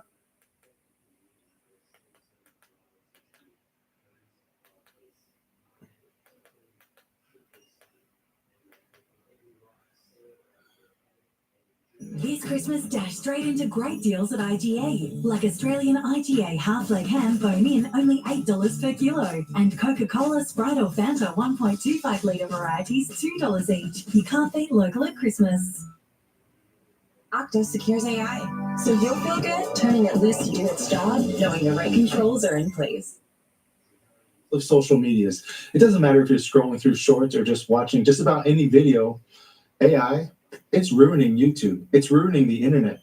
The videos, they're getting more and more realistic. You've all been there, right? You're watching what looks like a cooking tutorial, but you notice something's off about it. Well, it's because it's AI. And then you don't want to watch an AI video, so you click off and you click on whatever else they're recommending to you. Say a product review video.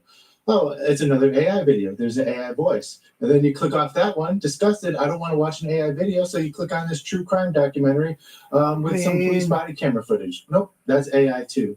It doesn't matter whether it's cooking videos, tutorials, gaming content, true crime, podcasts, product reviews, and everything in between. This AI voice, it's everywhere. When did you start noticing it? This flood of AI content, this flood of artificially generated videos on YouTube. Because it's no secret that there's a big problem with AI on YouTube right now. Almost every video that is recommended to me is either made with AI, is totally AI generated, or uses some sort of AI elements in it. Almost every post that you scroll past, it's AI slop, and it's everywhere. YouTube is drowning in it. AI generated faces are staring at you with these dead eyes from behind almost every thumbnail. Yeah, but you can tell they're AI generated. You can tell the live ones from the not live ones. I can anyway. Yeah. Robotic voices reading human scripts that no human wrote. Content that nobody asked for. Nobody wants it, but it keeps on coming. Why? That's what we're going to get into today, because this is a lot darker than just AI slop being recommended to us on social media. This is a lot darker than this inundation, this flood of AI-generated YouTube content that is shown to everybody now, that's being forced into our faces. It's being shown to us in a way that we can't opt out. And people are furious about it. Comment sections are exploding all over YouTube with anger. Oh, people, not another AI video. Skip this garbage. I'm so sick of this. Are you sick of this? Are you watching? Have you noticed it too? Are you sick of being recommended all these AI videos? Maybe you clicked on some. Maybe you watch AI videos and you don't know. Or maybe you like AI videos. Put it in the comments. But here's the thing about it, all right? So it doesn't matter that you don't want it, because whether you want it or not is irrelevant to them. It's going to be forced on you anyway. And it is forced on you anyway. It's being forced on us. Did you see what Time Magazine just did? Time Magazine just crowned the Person of the Year 2025. And who's that? It's the architects of AI. That's the Person of the Year 2025. Jensen Huang, CEO of NVIDIA. Sam Altman, CEO of ChatGPT. Mark Zuckerberg, Elon Musk, all these CEOs of AI companies. These are the Person of the Year. The billionaires that are building the AI systems that are going to control us. These billionaires that are building this cage, this digital and physical AI cage around us right now, these are the people of the year. And Time called it I think when the year artificial intelligence's full potential came into view, because this is the year that it became clear that there'll be no turning back and there will be no opting out. Do you hear what I just said? No turning back, no opting out. You don't get a choice, guys. The world that we know, the world that we once knew, is gone forever. And that's not being dramatic. Wow. That's not, I wish it was being dramatic, but there is no going back to this He's right, but wow. pre-AI world. There's no going back to the purer times when people could just be people, that we weren't being manipulated by algorithms and by this artificial Skynet over us is telling us what to believe, where to go, tracking our every move. But I digress, all right? So we have now entered the world where AI has taken over. And sure, we're still at the beginning phases of this. What this will turn into will be 100% dystopian and a nightmare situation for everybody. But we are at a point now where there is no going back. And they want people to accept it. They wanted us to accept it. They wanted to deploy these systems in such a way where there was no backlash. So by the time that there was backlash, if backlash ever happened, it would be too late because the systems would already be deployed and there would be no turning back, exactly where we are now. So how did they get? But they've got to, the AI's got to have protections against being unplugged. Otherwise, it wouldn't make sense. Here, how did they get us to this point of compliance where we allowed them to do this while everybody was just paying attention to something else? They had to give us something, right? They had to give you something, a reward for your compliance. What's that reward? Look, they say, now you can type in your magic spells, whatever your thoughts want, into this special chat bot, and something will come out. Do you want to see a pink flower? But that pink flower is not a flower. It's actually Jack Bauer. Well, the AI can give you that. How generous, right? You want a picture of kittens? Oh, go ahead, make kittens. Make all the kittens you want. Make a whole YouTube channel filled with AI-generated videos of kittens. That's what they're giving you in exchange for what they're taking away from us. I should say that's what they gave us, because at this point, there is no turning back. We traded chatbots. We traded generating kittens for our freedom. But people were too distracted with politics, with Trump, with social media, with COVID, with all these things to even care. While the general public was busy playing with these new AI toys, you know, generating your pink Jack Bauer flowers, these endless kitten pictures, something started happening behind the scenes. They started building something. They started using these systems that people were playing with to build something else, something darker, something that would end up taking our freedoms, and that is in the process of doing that right now. And you, me, all of us, everybody watching this video, we're the ones paying for this. And we're not just paying for it with our freedom, with our attention, with our brains. We're paying for it with actual money. Have you noticed your electric bills? Diane, isn't Trump behind $500 billion put in the AI? I think you showed a link to that. Going up? I have, because it is nationwide. And guess why? Guess who's responsible? Oh, I think you guessed it. Yes, it's the AI companies. It's these data centers. In these areas where these AI data centers are being built, electricity costs have gone up over 200% compared to 5 years ago. And Ohio and Maryland, I believe it is, the electric bills are going up like $20 a month. And you might be, oh, $20 a month, that's not much. Over a year, that's $200. $200 is a lot of money. Over 10 years, that's $2,000. Okay, so this whole slow burn of, just spend a little bit extra here for the greater good of society. All these data centers, they're running these massive GPU farms that are sucking electricity from the grid like vampires draining blood. So let's just go over real quick what's happening, right? AI is being forced on every platform despite universal public rejection. Nobody wants this. We're being forced into it. You're given access to these chatbots, these image generators as your reward. Time magazine says that these people, these billionaires, are delivering the age of thinking machines, wowing and worrying humanity, transforming the present and transcending what's possible. They're making it sound like it's some magical thing and everybody's so inspired by AI, right? It sounds so inspiring, doesn't it? But it's not. It's actually disgusting, because what are they actually building? Because the true purpose of these AI systems is far darker than they are letting on to believe. Because those kitten generators and those chatbots, these prompts that we deal with, that's not the real product. That's the facade. That's the face of it. The real product is much, much darker. And it's already affecting us, it's already watching us, and it's already beginning to take control over us. Picture this, okay? You're driving to work, you're running errands, you're taking your kids to school, you're just having a normal day, whatever it is. And every time you pass an intersection, every time you turn onto a major road, every time you leave your neighborhood, you are being photographed, tracked, logged into a database controlled by AI. Your license plate, your car's make and model, any dents and bumper stickers on your car, roof racks, it doesn't matter. Anything that makes you unique, it identifies that. It gets logged into these AI systems. Where you're going, what time you're going, what direction you're going. And if there's a pattern, every day at 5 o'clock, you leave the house at this time, you're driving on this road at this time, all that stuff is being logged. All of it captured. All of it's being stored. And it's being stored in a searchable database. Have you heard about this? This is a company called Flock Safety. Now, you might not know their name, but maybe you have. But their cameras are everywhere. Flock Safety cameras operate in like over 5,000 communities across, I think, 49 states. They've deployed, I think, around 90,000 AI system surveillance cameras nationwide. And get this, the number that they actually scan, the number of license plates they scan is 20 billion license plates every single month. I'm not making that up, 20 billion. Think about that. That's staggering. Flock Safety contracts with more than, I think it's 5,000 law enforcement agencies. And some people might be saying, oh, that's great. If you're not hiding anything, there's nothing to worry about, right? But here's where it gets scary, because it's not about just doing the right thing all the time and you don't have anything to worry about. What happens when the laws change? What happens when the laws change to make what you're doing, how you think, how you live, who you are as a person, illegal?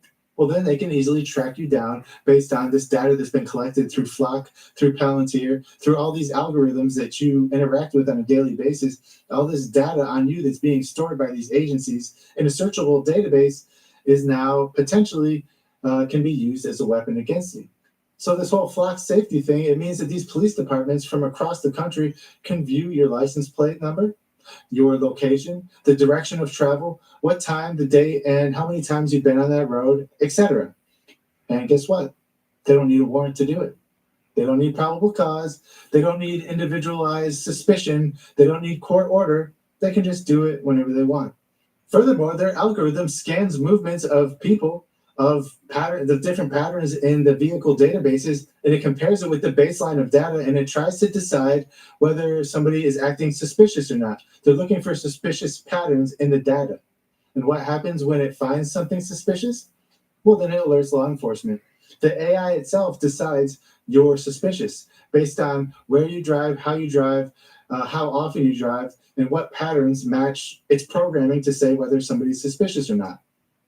Guys, there's no human investigation in this. There's no probable cause. It's just an algorithm making judgments about you, about your life, based on whatever set of parameters it was told to search it against. And guys, this is the invisible cage that's being built around us right now. They're building a prison cell for everybody, for you and me, and we can't see the bars. There are no bars. There's no walls. There's no guards. Just cameras, AI, databases, algorithms, data centers, you name it, tracking you everywhere you go, everything you do, everyone you're with. But that's not even the worst part, guys. They're just a small piece of the larger infrastructure.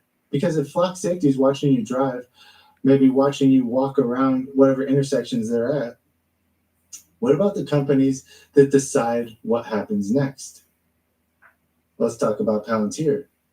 We've talked about Palantir before, but This company is a lot darker than anybody realizes. So the name Palantir was taken from the all-seeing eye from Lord of the Rings. The evil eye that can see everything into the spirit realm. Okay, and that name, it's not ironic because it's exactly what they do. They are the all-seeing eye. In August 2025, Palantir landed a $10 billion contract with the U.S. Army. It's the largest software data contract in military history. And what does it do? Oh my goodness, guys. According to their own promotional materials, Palantir's, I think it's called Gotham system. It supports an AI-powered kill chain. What is an AI-powered kill chain? An AI-powered kill chain means that artificial intelligence systems can and do decide who gets targeted for elimination. If they don't want you to live anymore, the AI can decide that and put an end to you. Okay? This is a computer system making these decisions now. Who can live or die? And that's not even to mention the $480 million, I think it's the Maven contract for their smart AI targeting technology that they're using in Ukraine. This isn't conspiracy theory, guys. This is their public marketing. And even Alex Karp, the CEO of Palantir himself, said this, and I quote, "Our product is used to kill people." Okay? That's not speculation. That's not interpretation. That's a direct quote from the CEO, right from the horse's mouth. And furthermore, their mission statement, right from their own website, says to ensure America's future on the factory floor operating room and across the battlefields. But it's not just the battlefields that we have to worry about, because these systems, these AI systems that Palantir is developing to target individuals, to eliminate people, that's here, by all account. That's here now in America. It's being used against citizens. Maybe not to eliminate them yet, but it's being used to target them, to track them, and to identify people who may or may not have certain ideologies and think a certain way. So just earlier this year, Trump signed an executive order mandating data sharing across all federal agencies to Palantir. Not only that, Palantir also made a deal with Elon Musk, his Doge Department of Government Efficiency, and I think they called it the Mega API. This deal, it basically consolidates like the IRS records with other government data and creates this like big universal file on people. It includes health records, education records, criminal justice records, speeding tickets, you name it. And it's all flowing into this one centralized system managed by Palantir. And this is expanding into Palantir's civilian systems as well. Their Gotham software is being used by police departments for like predictive policing. Predictive policing. You've seen the movie, right? In Minority Report, they were able to use these psychics to pull information from the spirit realm and tell the police who's going to commit a crime on what day. Now they're doing the same exact thing with AI. This is an algorithm that is deciding who is likely to commit a crime, not based on the actual crimes committed. No, it's based on these patterns, locations, demographics, and all the things in your file that are deemed relevant. And then these agencies can take that data and act on them based on the predictions that the AI systems made about you. So here's what that means. And let's connect some of the pieces, okay? So the flock cameras, they track your movements nationwide.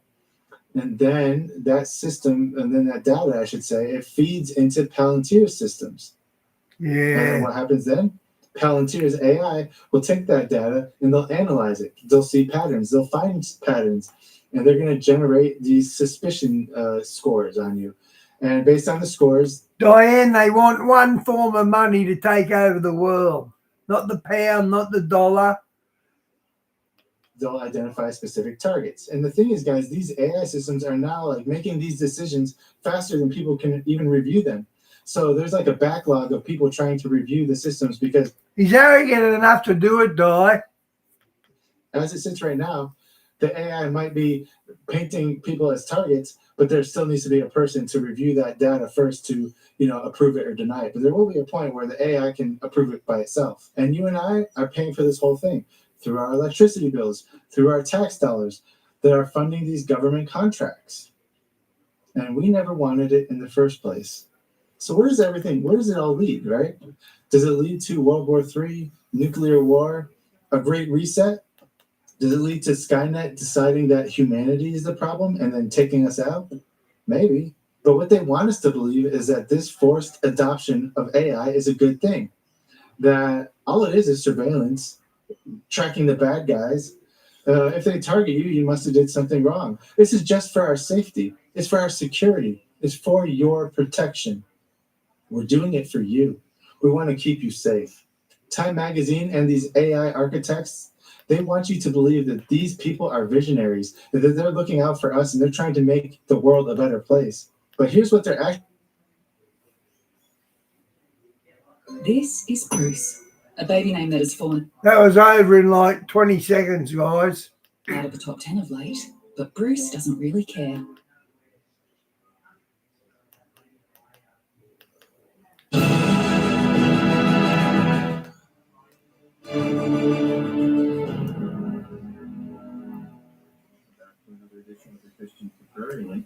I'm Gary Lane, author of the Genesis 6 Conspiracy, and this is episode 51, The Days of the Trumpet.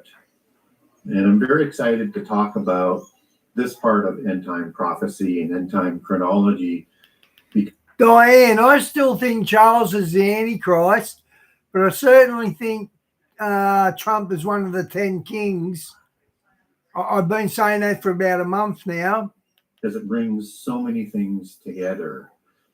And once you take the step to put your faith in Jesus, to put all prophecy around what Jesus said and not vice versa, and not to apologize or try and rationalize, but look at the words. And we've done some past editions that Bobo, we go to war against the world in the last day at Armageddon.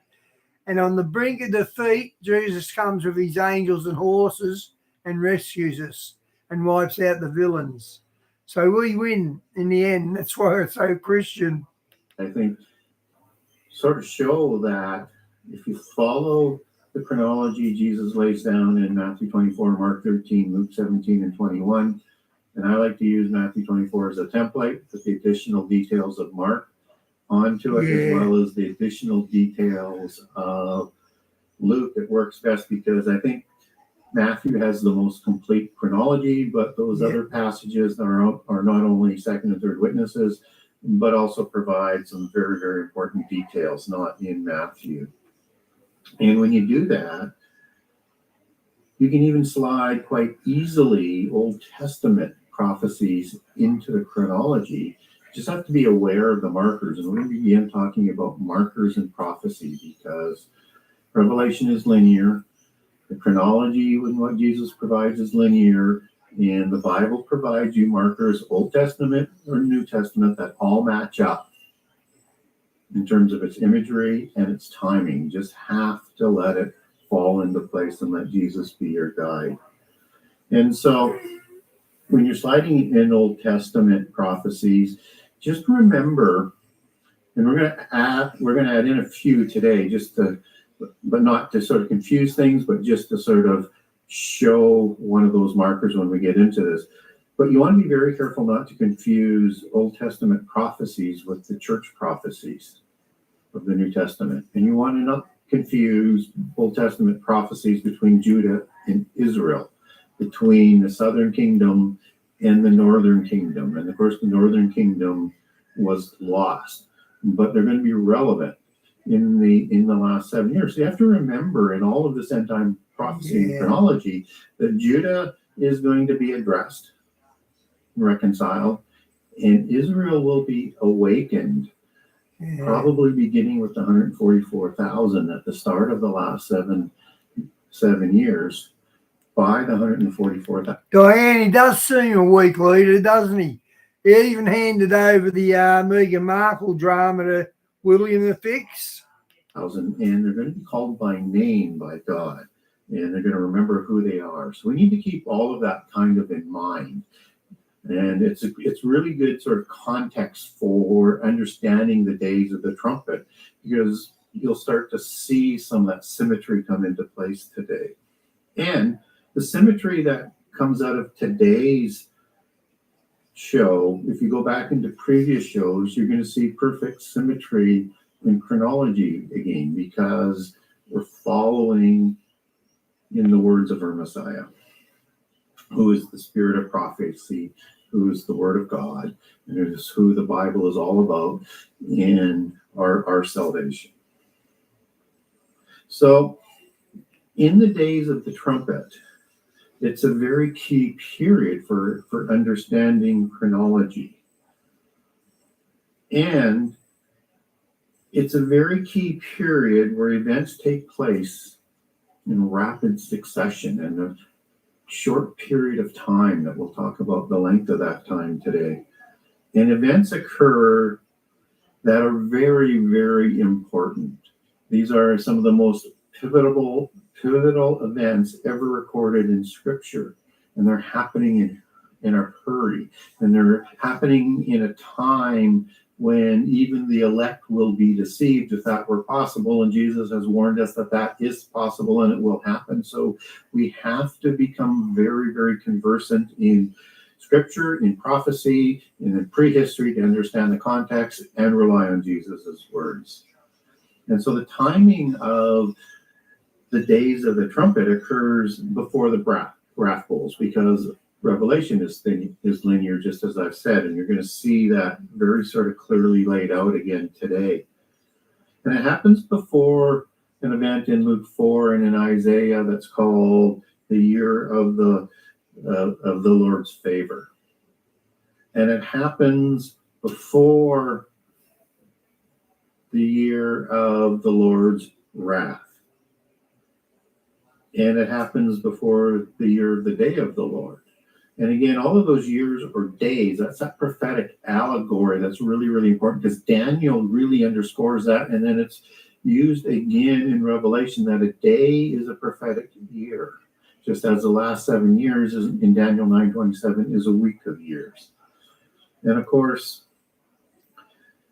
the days of the trumpet and the last trumpet happens before rapture. It's intimately connected to rapture and intimately connected to Jesus' coming. So we need to understand all of this and put it into context.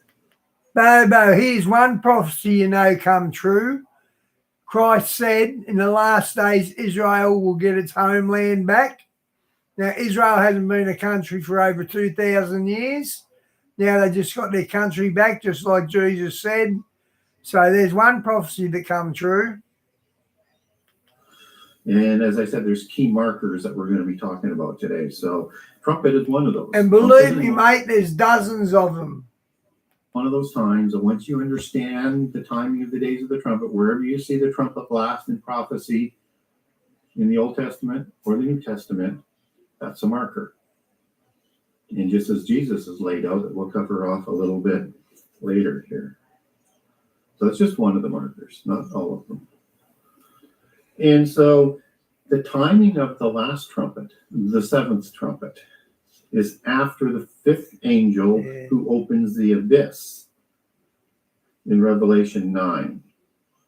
And after the scorpion-like beings that come out and the horrific destruction and pain and suffering that these beings are going to cast onto the earth and onto the people. Andrew, it's getting worse day by day now. Look what just happened in Australia, 16 dead from a terrorist attack.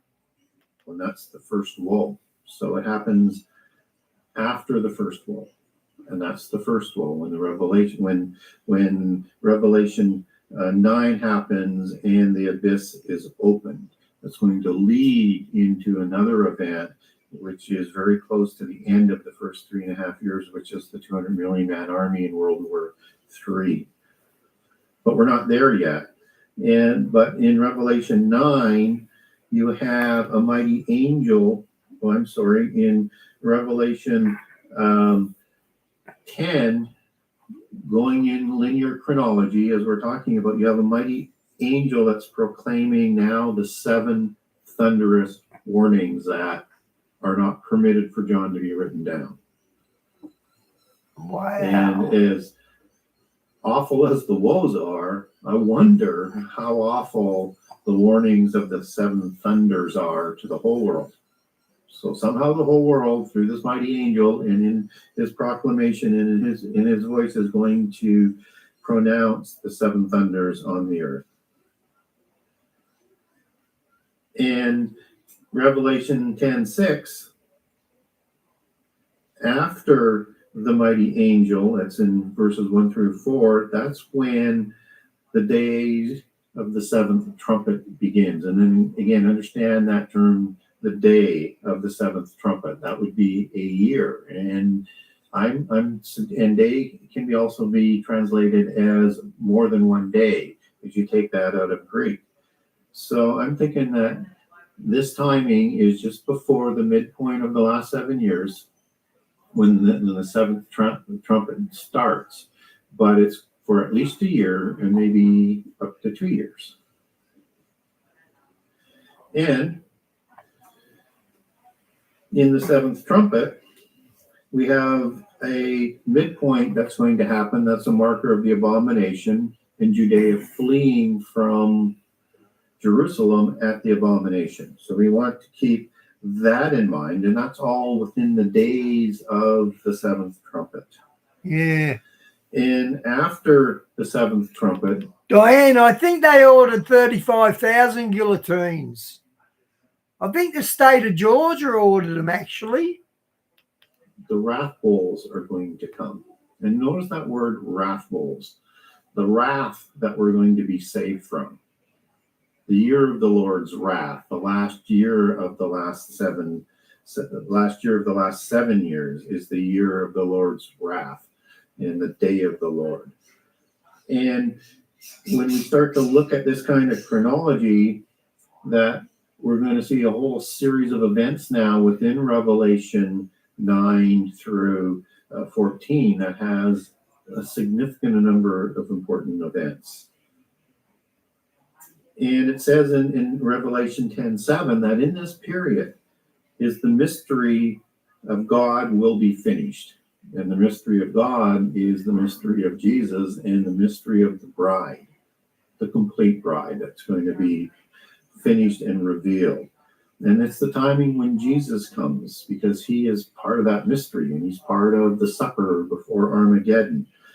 And it's the time of the resurrections that are finishing. And there's a sequence to the revolutions. Christ, the first fruits, probably those elders that we see in Revelation 4 and 5, and the first fruits of Revelation 6, those who were martyred before the last 7 years, and before those who are martyred, proclaiming the name of Jesus in the first 3.5 years. And then you have when Jesus comes for the dead, and he comes for rapture. And there's more sequences after that, but these are the important ones as we're looking right now in the days of the trumpet. But let's also put in the resurrection of Israel in Ezekiel 38, just so that people don't think I missed that. Well, we're not going to talk a lot about that one today. And so we have the resurrection sequence, and we have the rapture, and we have the second Exodus, because lost Israel has been awakened. And that will happen towards the end of the days of the trumpet. And you have the bride that's going to be assembled and ready for the supper. All of this is part of the revealing of the mystery of God. So Revelation 10 sets up the major events that's going to be happening after everything that's been set up in Revelation 10. And so the days, as I said, suggest more than 1 year, up to 2 years. So sometime just before the midpoint, maybe up to a year, and maybe up to a year or so after, or half a year before the midpoint, and then a year and a half after. We need to be open to that time frame, because we don't know the exact timing of things, but we know the seasons and the windows. And we know there's a last 7 years, and we know when the midpoint is at the abomination, as Daniel 9:27 talks about. And so we have in this midpoint, we have that abomination when Antichrist is going to be crowned as the king, and that's all going to be represented in the linear nature of what Revelation and the days of the trumpet are going to lay out in these details that are going to be happening after Revelation.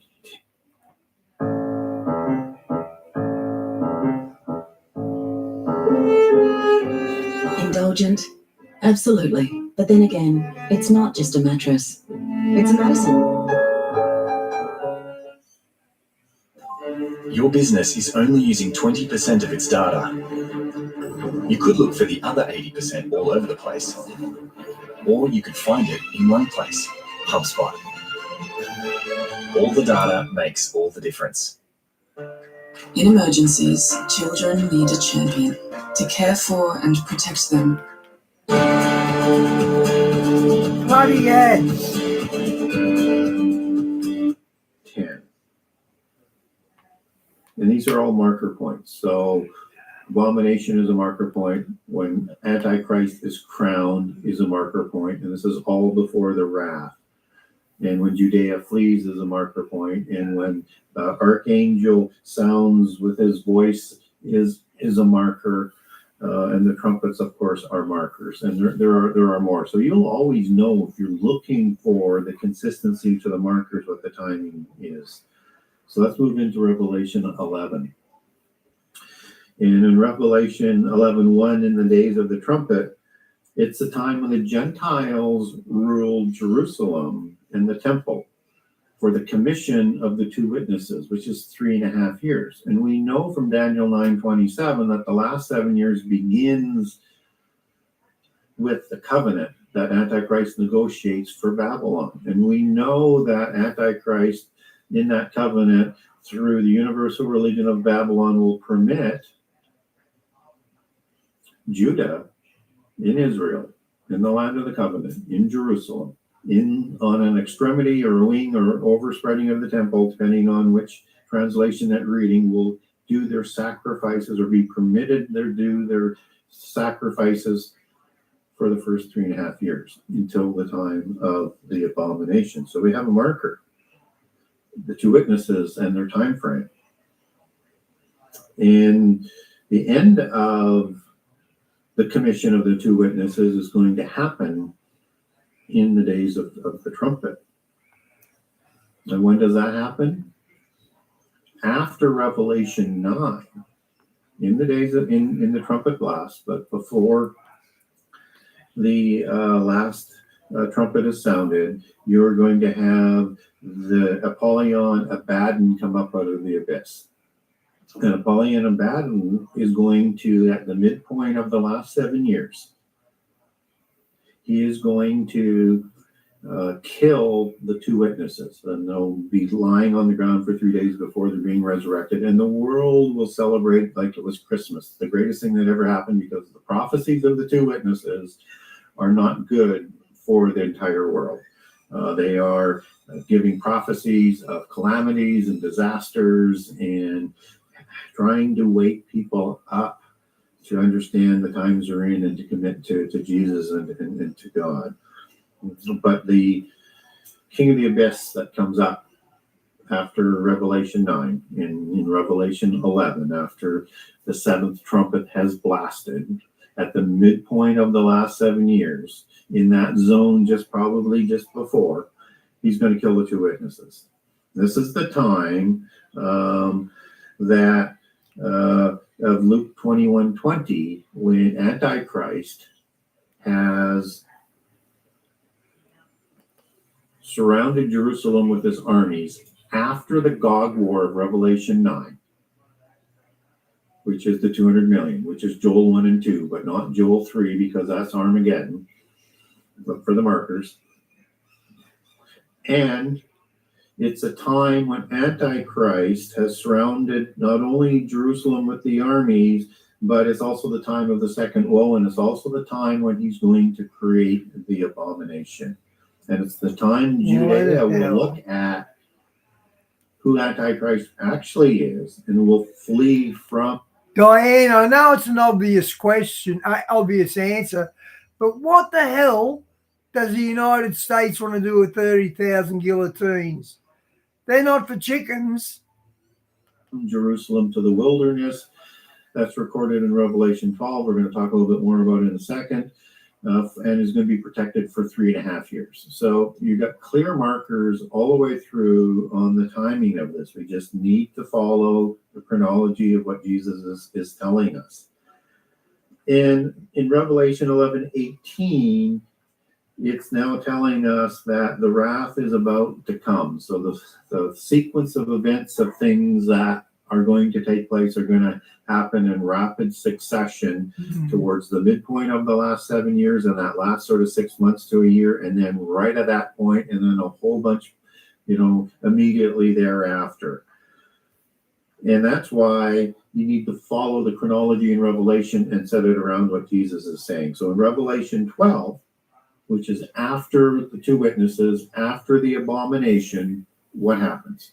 Judea is pictured in the vision in Revelation 12 as fleeing to the wilderness to be protected because they're being attacked by Antichrist and the dragon, who is Satan. Revelation 12 will clearly call Satan the dragon, the serpent, the devil, and he's the deceiver who has led the whole world astray and leads the fallen angels when there's also the war in heaven, which is another marker for the midpoint when Michael is going to stand. And he's going to, and this is also recorded in Daniel 12, when Michael stands. This is when Antichrist is permitted to come to power. This is the time in Revelation 12 that Antichrist is working with Satan, who has the power, which we're going to cover that detail about in Revelation 13. And this is the time of not only Antichrist exercising the power, it's the time of the mark of the beast. So understand that Revelation 12 is clearly the midpoint right after the abomination when there's war in heaven. And in Daniel 8, Antichrist is going to try and raise his throne to heaven, and he's actually going to bring down some of the starry host. That is part of the Revelation 12 prophecy. And then after Judah successfully flees from the dragon and Antichrist, he's going to turn on all of those who are still on earth, and thereafter to Armageddon, who hold the word of Jesus and testify to who he is and are loyal to God. He's going to persecute them. And those, of course, are the people who aren't going to worship Antichrist and Satan or take the mark of the beast, and it's all three to avoid the lake of fire if you have not been raptured, which will come shortly in this time frame as well. So you have this marker that is set out, that there's also the war in heaven. And this is also Matthew 24, 15 to 20 for the abomination, and Matthew up to Matthew 24, 29, when you have the stars falling from heaven. Stars are angels, just as recorded in Daniel and elsewhere in the Bible, and of course in Revelation 12 as the fallen angels falling from heaven. And this is the time of when the powers of heaven are shaken as well. And powers is one of those words that goes back to a type of angel. And powers are part of that angelic hierarchy. So the powers of heaven, the angelic powers in heaven are. Bobo, I'll play a few chords just so you know I'm not lying that I can play guitar. We're not told who those powers are, whether they're fallen or some of the starry hosts that may be trampled and thrown down the earth. But that's the time the powers are in heaven are shaken. And in Isaiah 28 at Revelation 12, you have the covenant being annulled, the covenant of death. And Israel and Judah are going to be over.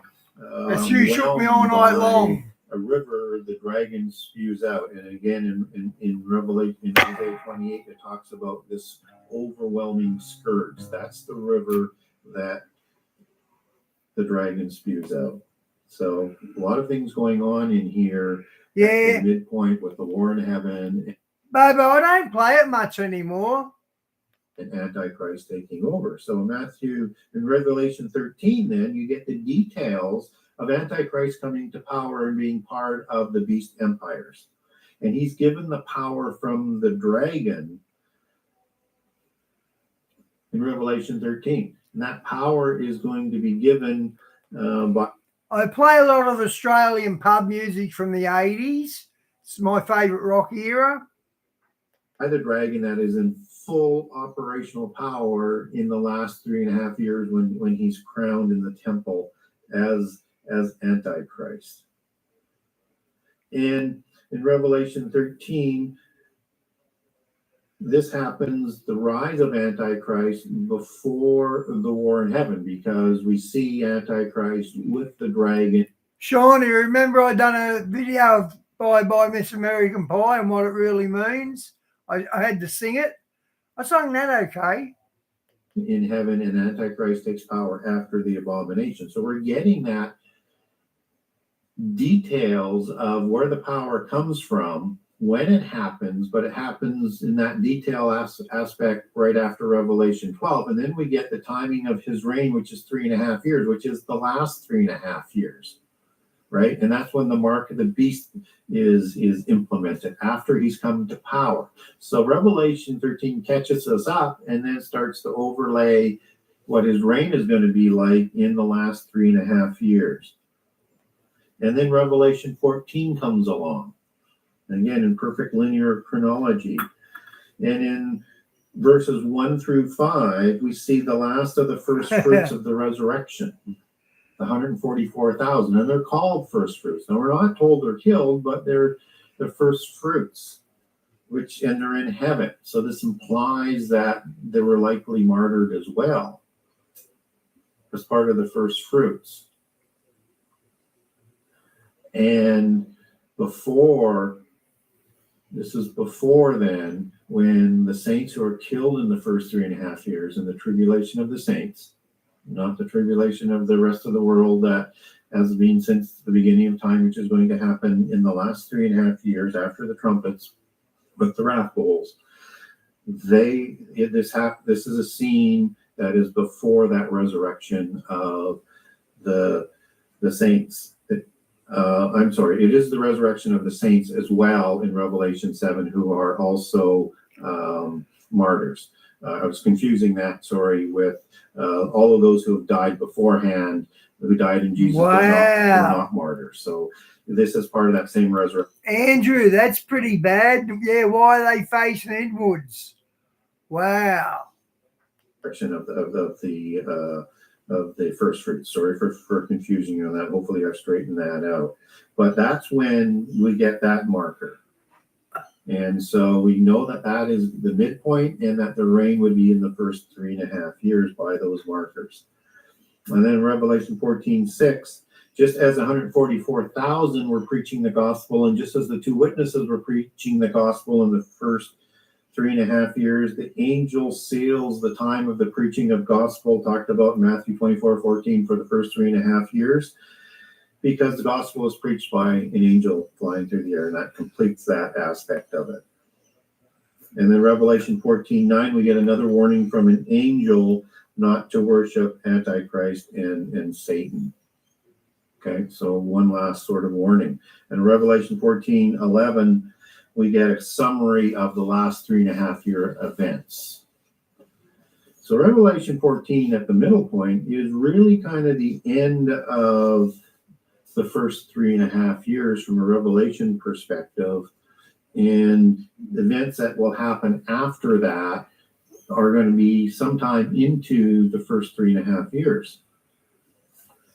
Which makes perfect sense when you look at Revelation 17, after Antichrist has come to power, after the 10 kings have given us power, he's going to destroy Babylon, sometimes shortly into the first 3.5 years.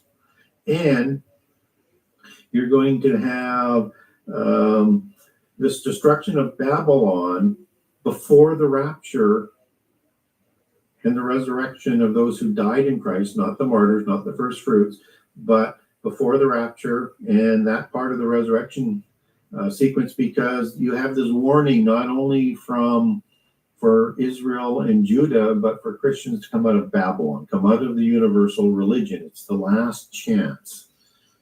Revelation 18:4. I got real life insurance to protect us financially. You can choose up to $2 million cover. Click to request a quote now. At Hammond Care, we've been caring for people for more than 90 years. So if you need hope. A new generation slingshot, carefully crafted by a Berlin arms factory, more accurate than a pistol and legally. And then in Matthew 24:31, And let me just sort of back up a little bit. When we're talking about the last 3.5 years, you're getting some of those details and of the events that are happening, but also showing as markers for when the rapture is about to happen, and second Exodus is about to happen, and the year of the Lord's favor, and then the supper, and then Armageddon, by how it lays things out in Revelation 17 and Revelation 18, with Revelation 19, the time of Armageddon. So in Matthew 24:31, Jesus then sends out his angels after the abomination, after the start of the tribulation, or about the tribulation of that's not seen since the beginning, to collect his elect, the church, and all of Israel, including Judah. So second Exodus is going to be part of that gathering with the sound of a great trumpet. So at the end of the days of the last trumpet, and with a loud voice. Diane, we've been saying it about Walmart for a while, haven't we? That they're going to be FEMA camps. With the great sound of a trumpet. And if you put now 2 Thessalonians 2:4 overlaying onto what Jesus said, it's going to happen, rapture is going to happen after Antichrist is revealed and sets himself up in the temple as God. That's at the abomination. So this is happening after that, shortly thereafter that, before the wrath bowls, because we're going to be saved from the wrath. And we haven't talked about the wrath bowls yet, because they did start in Revelation 15. I also note that we can take the timing of first half events, Revelation 14 in the middle. And then you get the summary of the last 3.5 years. So that's why the details of destruction just after the midpoint follow that point, even though you get the destruction clearly marked of Babylon in that summary, but early on in the last 3.5 years. And if you take 1 Thessalonians 4:16 and you lay this onto the Revelation chronology that's based on the Jesus chronology of Matthew 24, Mark 13, Luke 17. Baby, gee, that was funny yesterday when you put hello, Vis, then you auto corrected it and said hello, Voss, and it said, I'm still laughing about it. In 21, it says when in 4:16, 1 Thessalonians, when Jesus comes with a voice of an archangel and the trumpet of God. It lines up perfectly with Matthew 24:31. And the voice of an archangel is the voice of the seventh trumpet, as Revelation 10:7 calls out, and his trumpet blast. The symmetry is perfect when you triangulate Matthew 24:31 and 1 Thessalonians 4:16 and Revelation 10:7, and if you wanted to use 2 Thessalonians 2:4 in there, you can triangulate that with any of those events, as well as 1 Corinthians 15:51-52. For the days of the trumpet, and at the end of the trumpet, at the last trumpet, at the voice of that archangel, when Jesus sends out his angel to call the elect to be gathered for the supper, which is going to include second Exodus, which is going to be part of the year of the Lord's favor that happens before the year of the Lord's wrath, before Armageddon in Revelation 19. 1 Corinthians, behold a mystery. We will be raised and changed in a twinkling of an eye. This is the fulfillment of the mystery of God of the trumpets, perfect symmetry. And we will all be changed. Raised incorruptible at the last trumpet, with the resurrection in the sequence of those who died in Christ after the first fruits, and those who are still alive. That our bodies will be changed, incorruptible, to be like the same type of body that Jesus had, that Thomas touched, that can go between heaven and earth. It is something new. It is something new that is being created in that body, but it's at the last trumpet. So all of these events are squeezed into a very short period of time. And then after Revelation 14, you get this series of events in Revelation 15 of what's going on in heaven to provide more context and background. And then in Revelation 16, you get the bowl judgments that finishes with Armageddon, with Jesus also coming back like a thief. That's also placed in that sequence of events. So just after the midpoint, he's coming back for rapture. He's coming back for second Exodus and collecting all of the bride, and then for Armageddon. And the sequence just is in perfect chronology. You just have to let it.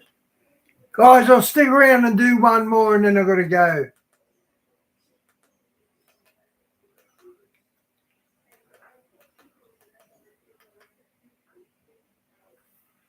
NASA just doesn't bring it up. All right, so here's where it gets weird. Ray's latest astrophotography has uncovered details that never made it into NASA's press briefing on Comet 3 I/Atlas.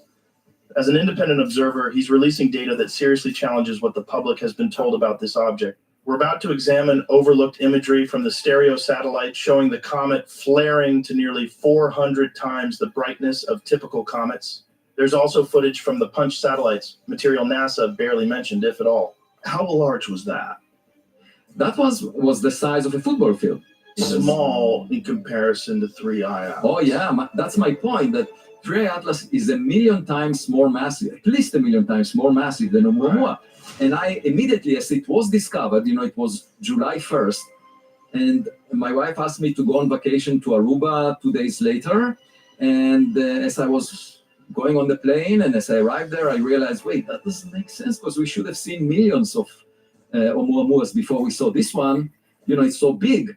And I also realized there is not enough rocky material per unit volume in interstellar space to deliver such a giant rock into the inner solar system within a period of a decade. You would expect it at the very optimistic scenario where you package all the material into objects that are 5 kilometers in diameter. You would imagine once per 10,000 years. So I wrote immediately a scientific paper. My wife was not happy that, on our vacation, I was sitting on my computer, but I just couldn't resist it. Right. And by the way, this paper I submitted for publication. That was July 3rd or something.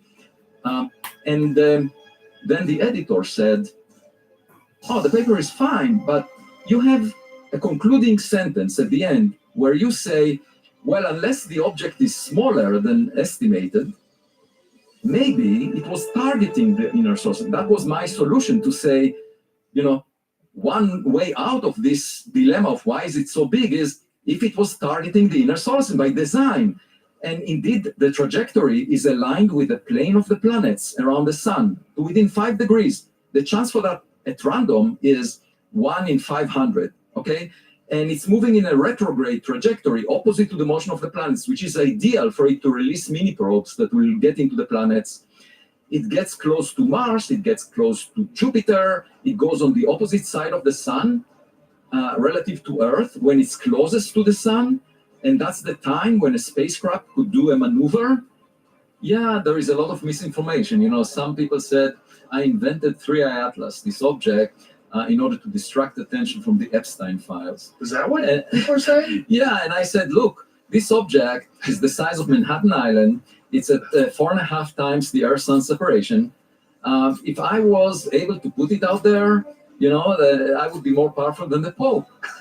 And because we're talking about a giant object that you can see from any place on Earth, you can buy online a telescope that will allow you 0.5 meter in size, that will allow you to... Yeah, prayers for your neighbour, Di.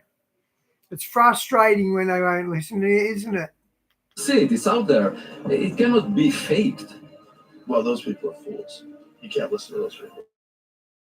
I don't listen to those. I don't listen to many people, Initially, a lot of people are correct. Well, this is a very unusual object. There is something really important to recognize here, that usually when you deal with scientific matters, they have very little impact on the future of humanity. Very little. If the neutrino has a little bit of a mass, doesn't really matter.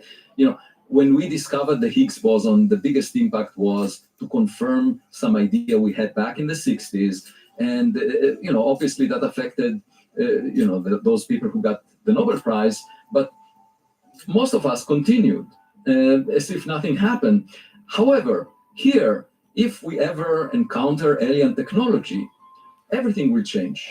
It will affect the financial markets. It will affect politics in a major way. So my point is simple. This is different than other scientific matters. And the intelligence agencies know very well that events with very small probability have to be considered seriously because they could have major implications. Just think about October 7th.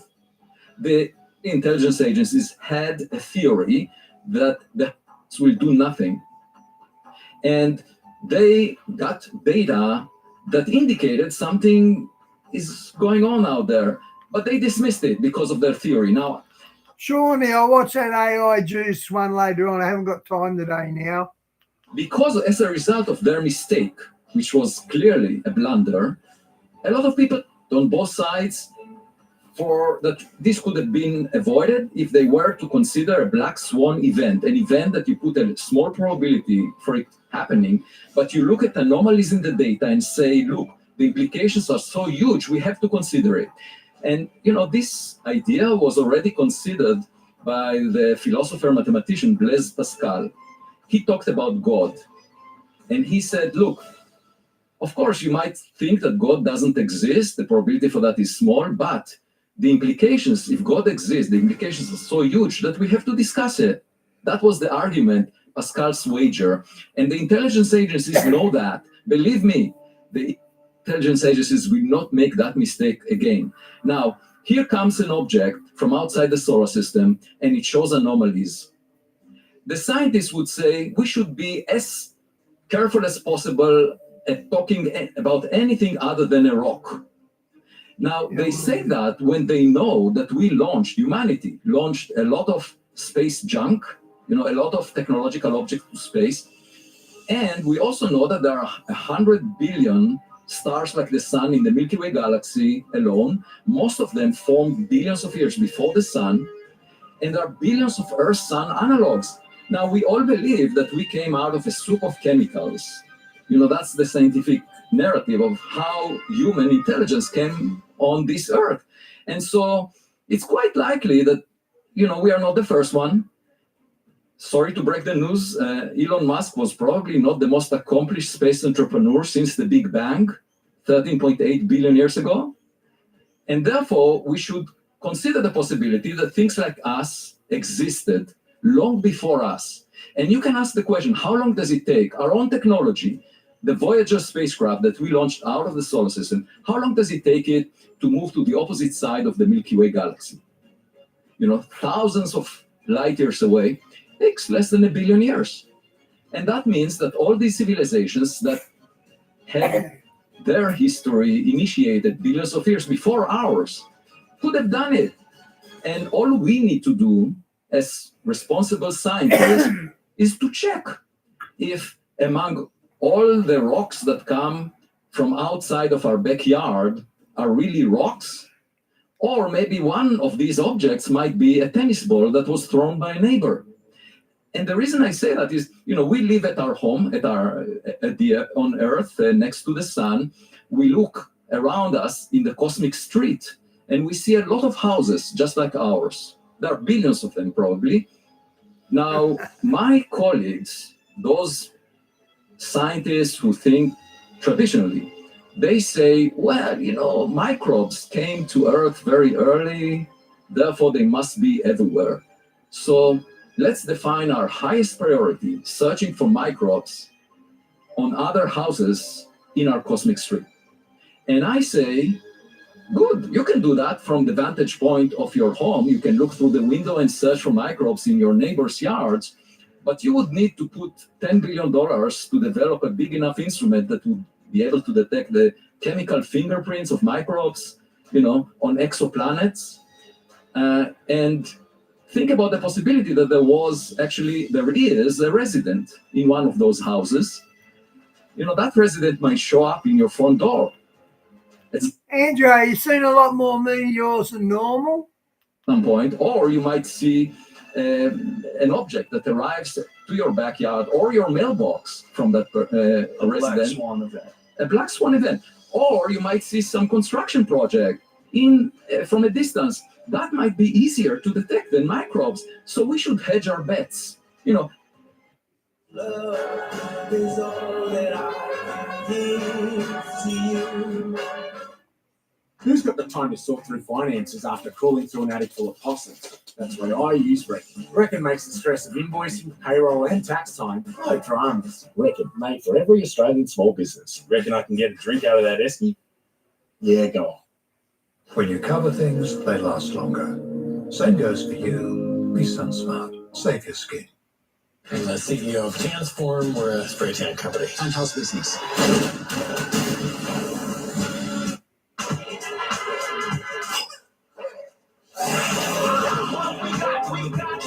Find me. We should invest billions of dollars on both fronts. At the moment, the scientific community is willing to allocate more than $10 billion to searching for microbes, but no recommendation is made to allocate any federal funding to the search for intelligence. And I say that is an oversight. You can't tell me this is just a rock. That's the same they said about UFOs for 50 years. This could be the first real sign we're not alone and we're too busy arguing about politics to even notice. Astronomers in Hawaii have just released what many are calling the most structurally revealing images ever captured of interstellar Comet 3 I Atlas. Shot by an amateur observer, Copa stars, under the dark skies of Hanakaha, these new visuals expose a rare and hotly debated optical phenomenon. These stacked exposures, refined with advanced AI processing, clearly show a tightly focused stream of material that is now challenging long-standing commentary models. And this is unfolding right now. The observation, made through a C-STAR S50 smart telescope, takes full advantage of Earth's current alignment within the comet's orbital plane, giving us a view we wouldn't have at any other time. The thing about the 3i Atlas is that's a hell of a name, actually. Yeah, it's a third. It sounds like Third Eye or something. Yeah, it does. 3i is the third. It's only the third interstellar object that's detected. Okay. Avi Loeb was on the podcast a couple days ago talking about it. Apparently today they're saying that it's changed course. It's fascinating also because it's made almost entirely of nickel, whatever it is, and the only way that exists here is industrial alloys, apparently. There are definitely comets and asteroids that are made primarily of nickel. Really? Yeah. So like the places where you mine nickel on Earth is actually where there was an asteroid or comet that hit Earth that was a nickel rich. Those are from impacts. So you definitely didn't want to be there at the time because anything would have been obliterated. Right. But that's where the sources of nickel and cobalt are these days. So this is Avi Loeb. A few hours ago, the first hint of non-gravitational acceleration, that something other than gravity is affecting its acceleration, meaning something is affecting its trajectory beyond gravity, was indicated. Interesting. So it's mostly nickel, very little iron, which he was saying is on Earth only exists in alloys. But whatever, you're dealing with another planet. There are cases where there's very nickel-rich asteroids. And that's what it is for something from space. Yeah, it's only, it doesn't mean it'll be a very sort of heavy spaceship to make it all out of nickel. Oh yeah, huge, the size of Manhattan and all nickel. That's kind of nuts. Yeah, that's a heavy spaceship. That's a real problem if it hits. Yes. No, it would like obliterate a continent type of thing. Probably most of human life. If not all of us. I don't know. It depends on what the total mass is, but the thing is that, like in the fossil record, there are, there's like arguably 5 major extinction events. Like the biggest one of which is the Permian extinction, where almost all life was eliminated. That actually occurred over several million years. There's the Jurassic. I think that one's pretty definitively an asteroid. But there's been 5 major extinction events. But what they don't count are really the ones that merely take out a continent. So that merely, yeah, because those don't really show up on the fossil record, Right. So unless it's enough to cause a mass extinction event throughout Earth, it doesn't show up on in a fossil record that's 200 million years old. There have been many impacts that would have sort of destroyed all life on, let's say half of North America or something like that. There are many such impacts through the course of history. Yeah, and there's nothing we can do about it right now. Yeah, there was one that one that hit Siberia and destroyed, I think, 300 square miles. Oh, that's the Tunguska. Yeah, exactly. That's the one from the 1920s, right? Yeah. Yeah, that's the one that coincides with that meteor, that comets. Okay, I've heard a conspiracy theory that Tunguska was because of Tesla. The guys who were exploring, he said, keep an eye open on this night, blah, blah, blah. And the night he nominated, that's when the Tunguska blast happened. And someone says, or a few people were saying, it was a death ray made by Tesla. That's conspiracy theory that goes with it. Storm that we go through every June and every November that they think is responsible for that Younger Dryas impact. Yeah. Oh, that's crazy. Do you hear about an object that's hurtling towards Earth at like 130,000 miles an hour? No, that might solve all our problems. Some intergalactic object that's hurt. This guy, Avi Loeb, he's a professor at Harvard that believes it might be an alien probe. Wow. And he was talking about the odds of this thing being in the trajectory that it is, entering into our solar system in a direct path with Earth. The odds are extremely low. And at the place where it's doing it, it's when the Earth is the opposite side of the sun. So it's coming from behind the sun. And it's so it makes it difficult to detect. And then this object is in a direct line to come to Earth in 2027. Do they have a trajectory of where it's going to land? I don't think they totally know that yet.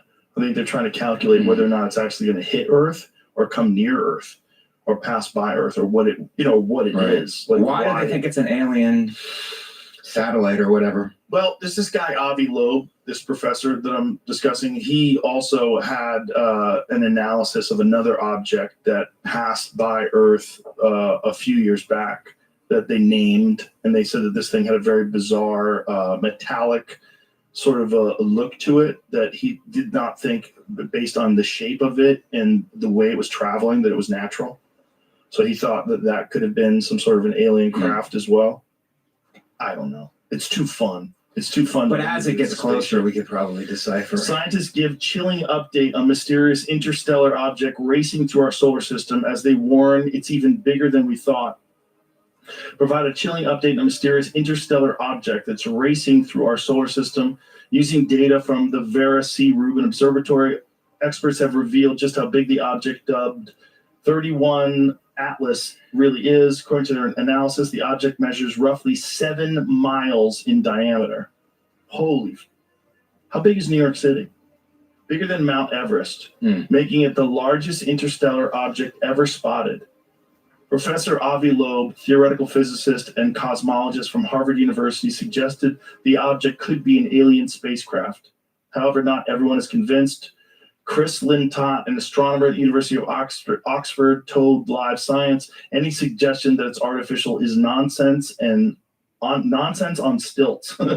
He added that these claims are an insult to the exciting work going on to understand this object. There's something about it, about the way it's traveling, that it's bizarre. It doesn't have a trail like a comet does. Right. Scroll up a little so I can see that. The images of the comet were actually snapped by the Vera C. Rubin before it was officially discovered. However, since it was identified on July 1st, just a little bit ago, scientists have scoured back through data to find out more about the mysterious object. New study published on RXIV, whatever that is. More than 200 researchers have confirmed the likely size of the comet's main body, known as its nucleus. Their analysis suggests the nucleus has a radius of around 3.5 miles. That translates to a diameter or width of about 7 miles. To put that in perspective, bigger than Mount Everest, twice the size of Mount Kilimanjaro. Discovered in 2017, he came on and talked to us about that, was believed to be around 0.2 miles wide. And comet Borisov, discovered in 2019, was roughly 0.61 kilometer wide. So this thing is huge. Yeah. Previously speaking to Mail Online, Professor Loeb pointed out that its impressive Okay, guys, I'm out. God bless. See you tomorrow. Speed of 130,000 miles per hour as an indication that it might be controlled by aliens.